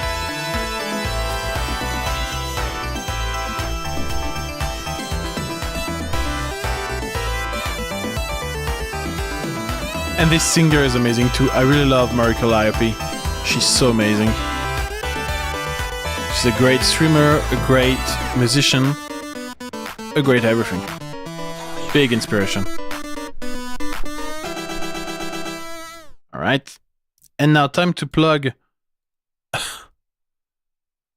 Storm Area 51. Oh, wait. Oh! Okay, so the song we just listened to has 1K views. That's amazing! And Storm Area 51.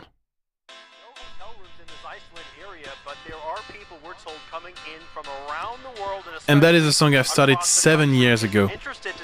And I finally finished it Well, 5 years ago, basically. Not far from here. Authorities are expecting up to 30,000 people to show up. Okay, so it was 1-2E. I'm gonna look at what it was. Back out here live, we will have much more from the China community of Rachel, Nevada at 6:30. Reporting live, Nortel 13, Action News.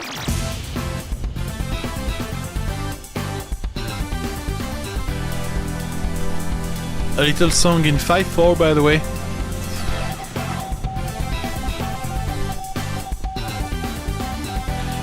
No, wait, this is Trash Pile. It should stay there.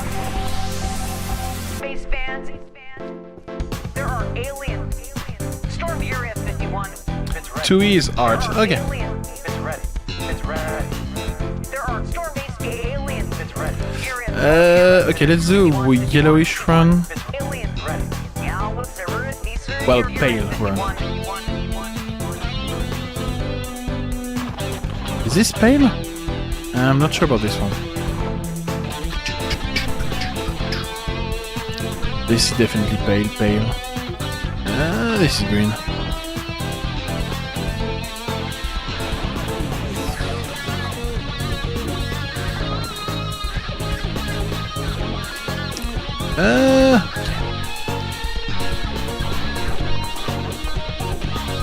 We have a lot of green.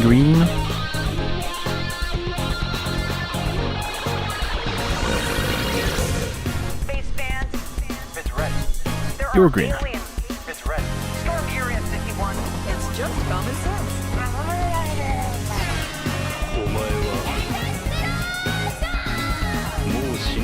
Yeah, the music is dying. That was the point. Because this song comes from, 2019. And I remember this period as being very chaotic.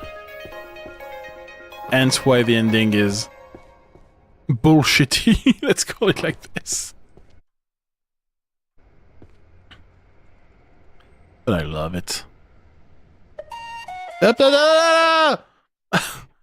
I nearly was copyrighted. Oh god. Should be fine. Yeah, because the song that was about to be played was another song from Hololive. And yeah, Hololive. You get the strike. And TFM is right, guys. It is summer. Summer is hot. And you are hot too. So why? Just drink, okay?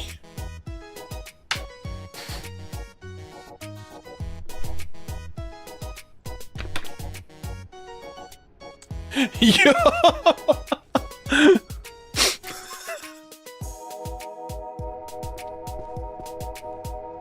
God. Books, colors, book, everything is fine. But yes, you're amazing, chat. You're so hot, hydrated, and amazing. Appreciate it, Ben. You're not too bad yourself. There you go. How to make a Twitch chat feels good about himself. Oh god. I think that's becoming the signal for me to sort of get to bed. Just probably gonna finish this pile. Pale, right? Yeah.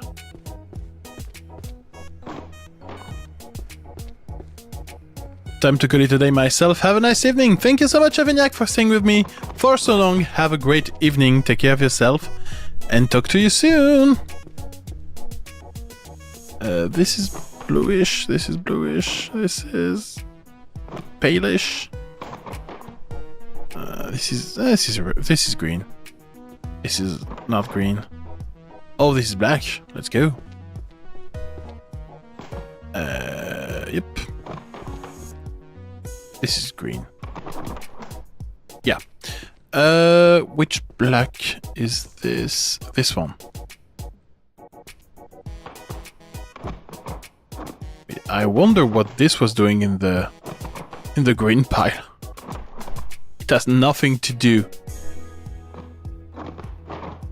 in there. A game so chill, rage meter hasn't even changed for 2 streams. True. I mean, how could I be mad at this game? Like, realistically. It does everything perfect for me. It tingles all that needs to be tingled perfectly. I have no reason to be mad at it. And that feels nice. It creates less clips. I'm not gonna lie, you know, content-wise, it is not the best, but I'm fine. I like being happy.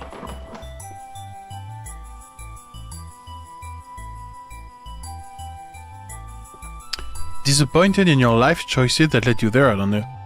Yeah. I'm having the time of my life. Maybe love too, I don't know.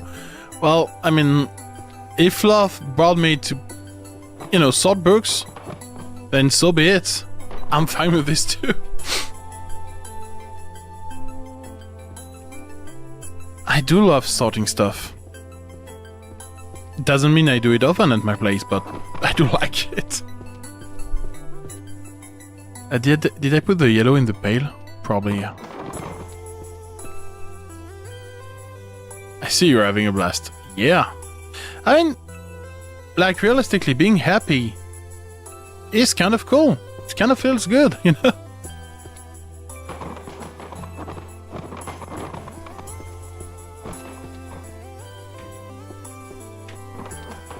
And, you know, this stream, we really made good progress. Now, all the hard work we did on the previous stream is finally paying off.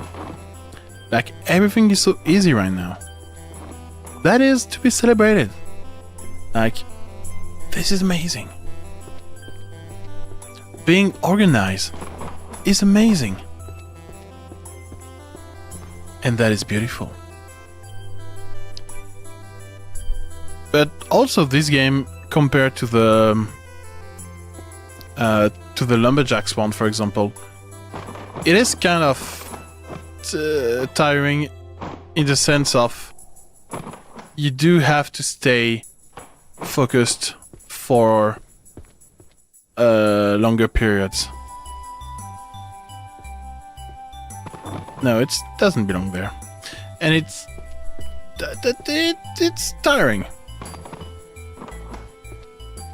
But for the best reasons. Are you green? You're green.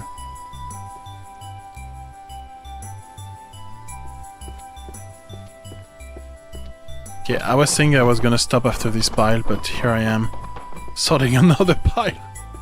I'm such a weak man. Okay, do we see any other pale books while we're there? Not really. This is pale. This is dragons. My friend found some new puzzle game about. I honestly can't explain what is it about. It's like assembly thing with zeros and ones. Man, I don't code. I'll send you later. Maybe check it out. Sure. Sure, yeah, send it into the game suggestion channel. Because last time I know it was bugged for you because I forgot to unlock it for some roles, but now it should work. But it sounds like the kind of thing I would like for sure.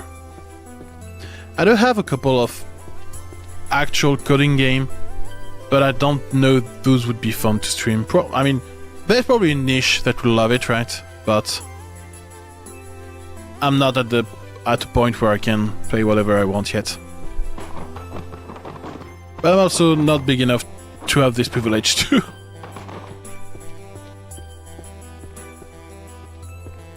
And right now I'm really not that worried about what I'm playing. You played it on stream, it was pretty fun and hard, so yeah, maybe it will go through. Again, it really sounds like something I will like, so...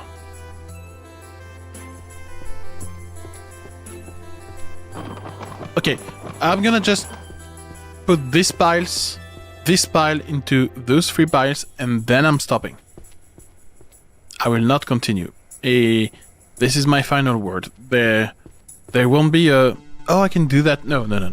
Because if I don't stop now, I will never go to bed. And we'll have a bad night, and it will be bad for sure. No. I promise. This time for real, I swear. You can trust me. I do not have an addiction or anything. Yeah, this is not the right pile. There. Yeah. I see there's not a lot of beliefs in the streamer.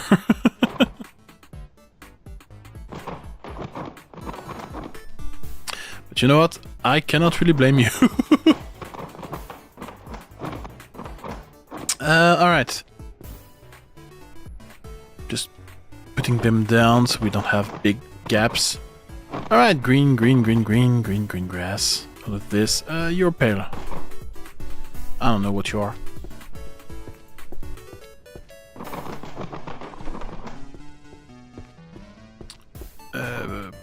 Green. The music is so cute, by the way.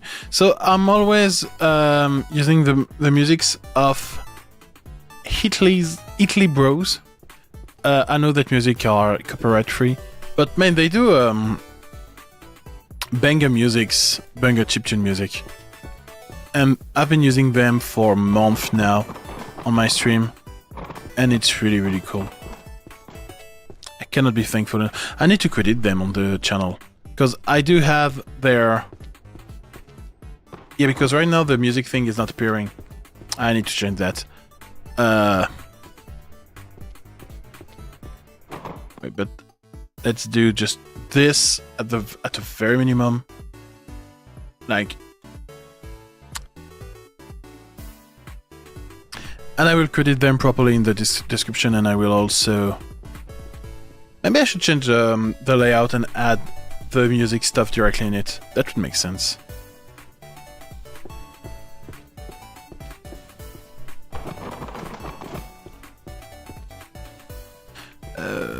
Pale? Is it pale now? Also, it's night in the game, so the light isn't that great. Doesn't help.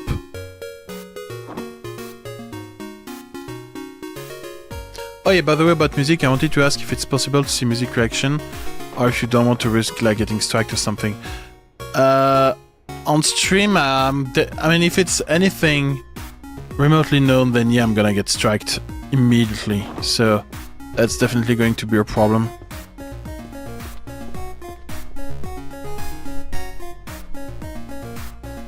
Because I was striked, well, it's not striked for now, it's just been restricted, but I'm definitely at a risk of being striked for good. And that would be bad, because then, yeah, it's like... Especially on Twitch, it's not a problem, but on YouTube it would be a problem. And I kind of use YouTube to get all my VODs somewhere.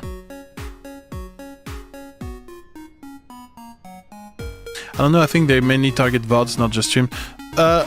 My stream... You know, last time when I got copyright strike, right?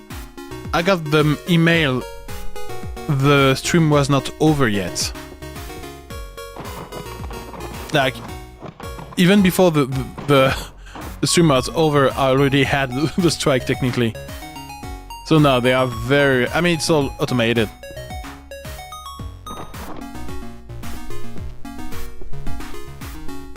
And I'm pretty sure I would see a notification popping up.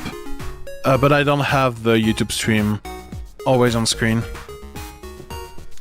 Because this is not my main thing. I'm definitely more Twitch-centric. But YouTube is nice to have VODs. Because, okay, I get it, but like, it's really not nice that your VODs are not stored on Twitch anymore. Like, they only stay over there for like 3 months, I think. And then they go away. Which, yeah, sure, there's some cost to host a lot of videos. I get it. But like, it sucks. Yeah, this is bluish.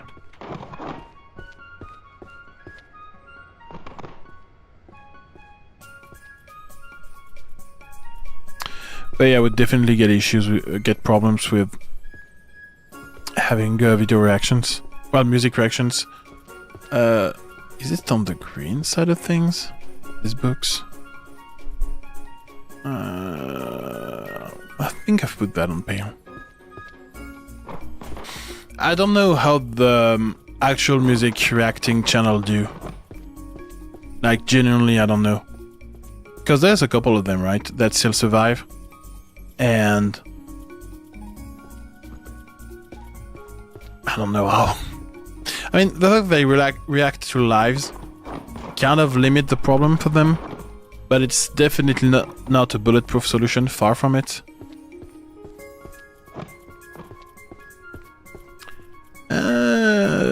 So, almost done with the green pile.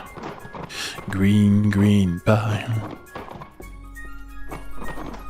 I just would love to have so much more light. It's dark. Is this green? Is this green or is it bluish? I think it's green. I think you still can store VODs on YouTube, but you just have to delete the music parts of make them ugly and chopped. I ask that you have to like make cuts every few seconds. I mean, you can do that, or also you can use the awful. It's not an awful tool. The tool works kind of great for what it is. There is a tool inside of YouTube that allows you to remove the background music, but it does make everything sounds a bit weird. But again, it's kind of amazing what it's able to do. But as you said, it kind of defeats the point, right? If you react to music and you cannot listen to the music, you see someone, oh, cool, and then you cannot hear anything else. Like Muffly? Yeah, exactly. Exactly, yeah. And so when you get copyright struck, that's one of the things YouTube is giving you as an option. So you don't have to remove the video necessarily. You can chop it off because there is a video editor inside of YouTube. That works pretty nice for this kind of simple stuff. Or one other option is to use their tool to remove the background music.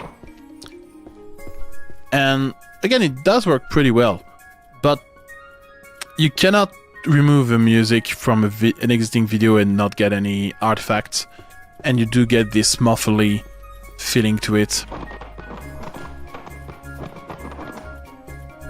which sounds a bit strange.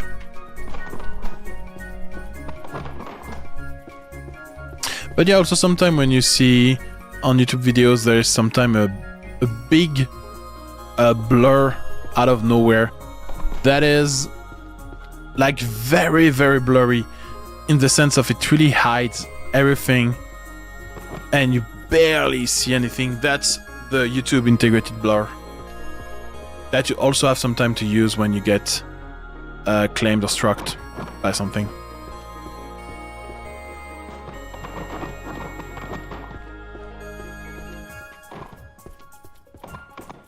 And it's really a blessing that there is those tools directly on YouTube, because as you have no way to re-upload a video, really, it's really useful. It's kind of strange, maybe they just don't get to everyone, but sometimes with more smaller channels, they like take no action. You don't have to do anything with your VOD, it's strange. Well, there's a couple of things. So if you talk about like the same piece of music, it's like on Twitch, you have several statuses on channels, right? Also on YouTube, so this could be a way to filter them differently. I don't know. Because if we are talking about a channel that has like almost 0 views, I don't think they care much. But after a certain moment, yeah, they're gonna care. And when I say they, I mean the YouTube Content ID robot. Because usually nowadays, it does scan your videos when you upload them, which is a smaller cost than scanning the backlog. So the age of the video is also going to impact that.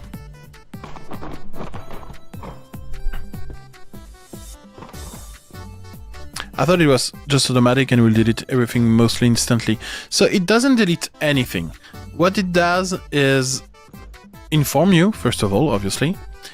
And it's gonna either, depending on what the owner of the copyright infringement wants, it's going to either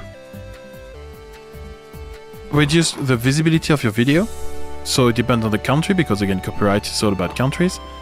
Or it's gonna take all the money you make from it. And that may also include to add some ads to it. So I could have, in my VOD, for example, that was copyright struck, it could stay and be visible by everybody, but there might be some new ads that I didn't put there, just to pay the guy who struck me. That's also something that happens sometimes. I mean take action or whatever. The only thing that is automatic is a detection. So YouTube's job is just to say, hey, this person used your music without your permission, supposedly. What do we do about it? And then, as a content creator, well, content creator is, yeah, it's an appropriate word. You decide, what you want to take as action. You want to automatically remove, not remove.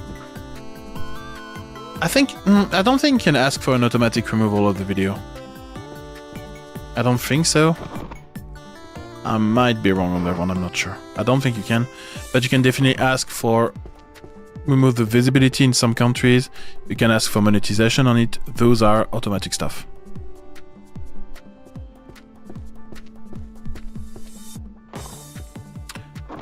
Yeah, oh, this is green. Okay, the pile is nearly done. Jesus Christ. Wait, you are red.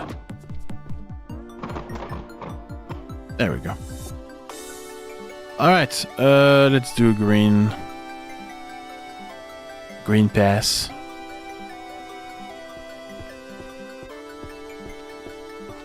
Because, and that's also the crazy thing, is that there's multiple entities that can register your songs on the YouTube Content ID robot. I do have some songs that are there. And so technically, and I think in my case, it's set up to just inform me and probably get some monetization out of it, I think, if it happens. I need to double check that. But nobody really uses my music. And also the laws between that and... It's not the laws, it's more the setup. But like, you also have a difference between this and short form content. Because short form content... Well, no, sorry, I said something wrong. Between this and YouTube. And TikTok. Because on TikTok... Normally, the music you are using are provided by the platform. So, if you listen to music on TikTok, supposedly the artist is okay for you to use it. But that's if you use a TikTok song, which you should, because this is the best way to get views on TikTok. But if it's embedded in the TikTok, then it can be different. But yeah, that's a lot of shit. Content creation is a jungle.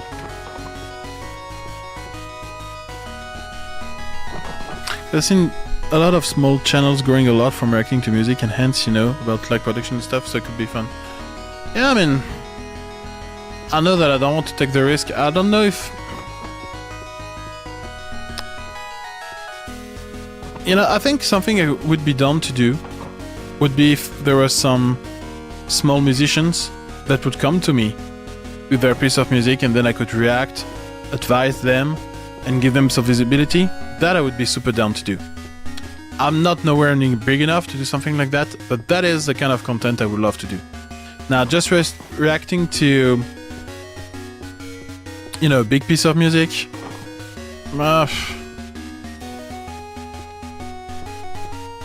don't feel like it's me, you know.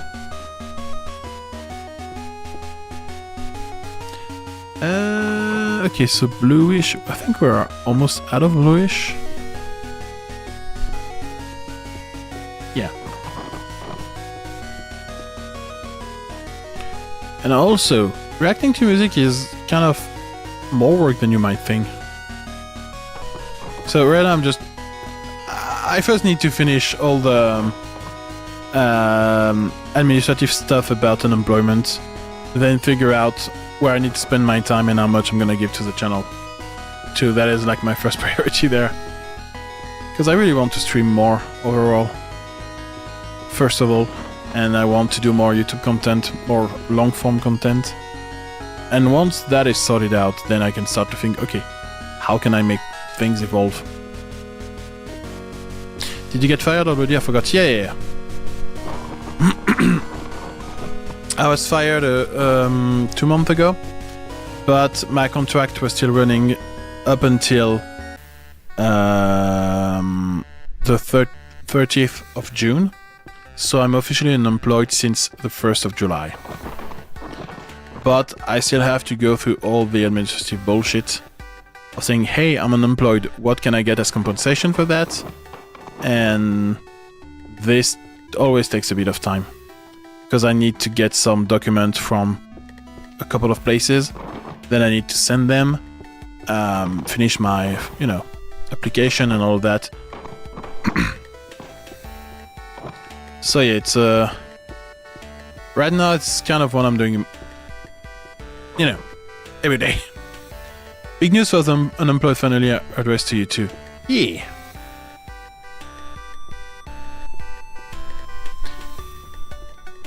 But depending on, I think I've mentioned that a couple of times probably, and I'm sorry if I'm rambling, but depending on how long I can stay unemployed with some compensation, it's gonna change my whole plan. So this is why I'm not engaging myself in a lot of stuff right now, because I don't know yet what form my future is gonna have, basically. So once I figure this out, I can start to really think about what else is gonna happen. And in the whole thing, there is the game development side. So I want to create video games. That's something I've always wanted to do. Unemployment might be a great opportunity to do that. So that's something I'm definitely going to consider. And yeah, probably more streaming overall. Because here's the thing, regardless of what I decide to do, especially if I do anything regarding music, having a presence online is gonna help me tremendously. You know, if I really want to go all out in music, I don't know, vocal coaching, music production or whatever, having a presence online about music is gonna be a plus. So that's why I probably will increase all my content creation activity at some point, because it's what I want to do. Sorry, it's what I want to do, and it's gonna help me. But before that, I really need to decide what I fucking want to do. And taking decision is hard. Especially when you have a house to pay, you know? Like actual big bucks bills coming through. I just can't wing things. But I'm not too worried, it's gonna be fine. Just a matter of taking my time and thinking about it a bit. As I always say, what could possibly go wrong? And the answer is probably nothing. Yeah, maybe a bit. But if everything goes to shit, I can actually just find a normal job and go back to work. Like, there is still some demands for IT developers, so I will never be in a situation where everything is so bad I'm in danger or whatever, so that is already pretty reassuring to me. Isn't this the same book? Demanding fresh graduate? Oh wait. Oh, there's two books. Oh fuck. Oh no. So this is necromancy.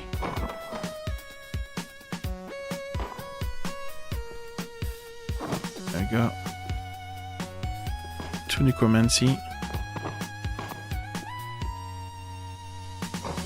Necromancy.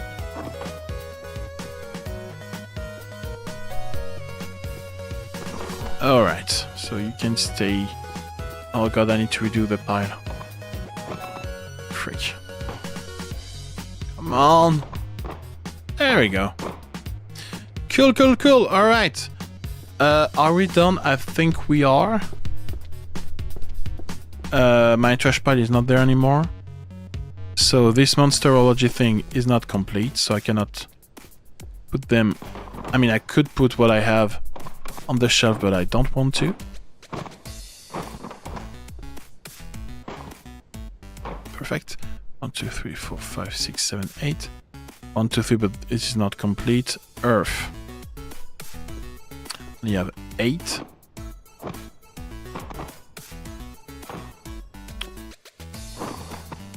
I shouldn't have touched the pile. That's my bad.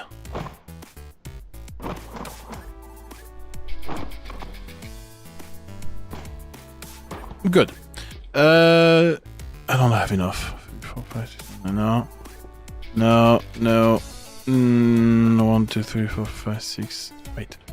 1, 2, 3, 4, 5, 6, 7, 8. No. And you are not done either. No books here.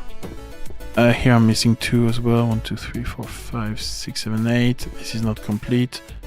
This is not complete. This is not complete. Fuck, I fucked up the pile again. There we go. Stay there.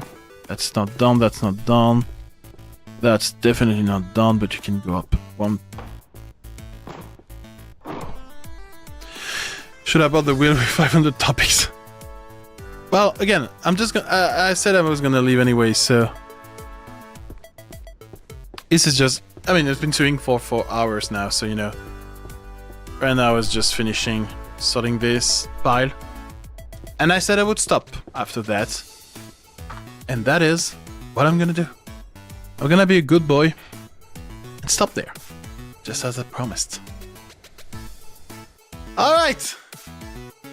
So after 4 more hours of sorting books, God, we are maybe at... We are 20% done. 1/5 of the library is sorted out. He didn't lie. I didn't. See?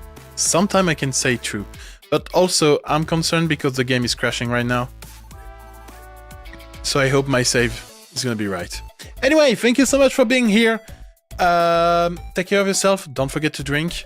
We'll see each other on Thursday night, as usual, for more book sorting. Take care of yourself. Bye! Where's my button? Yeah.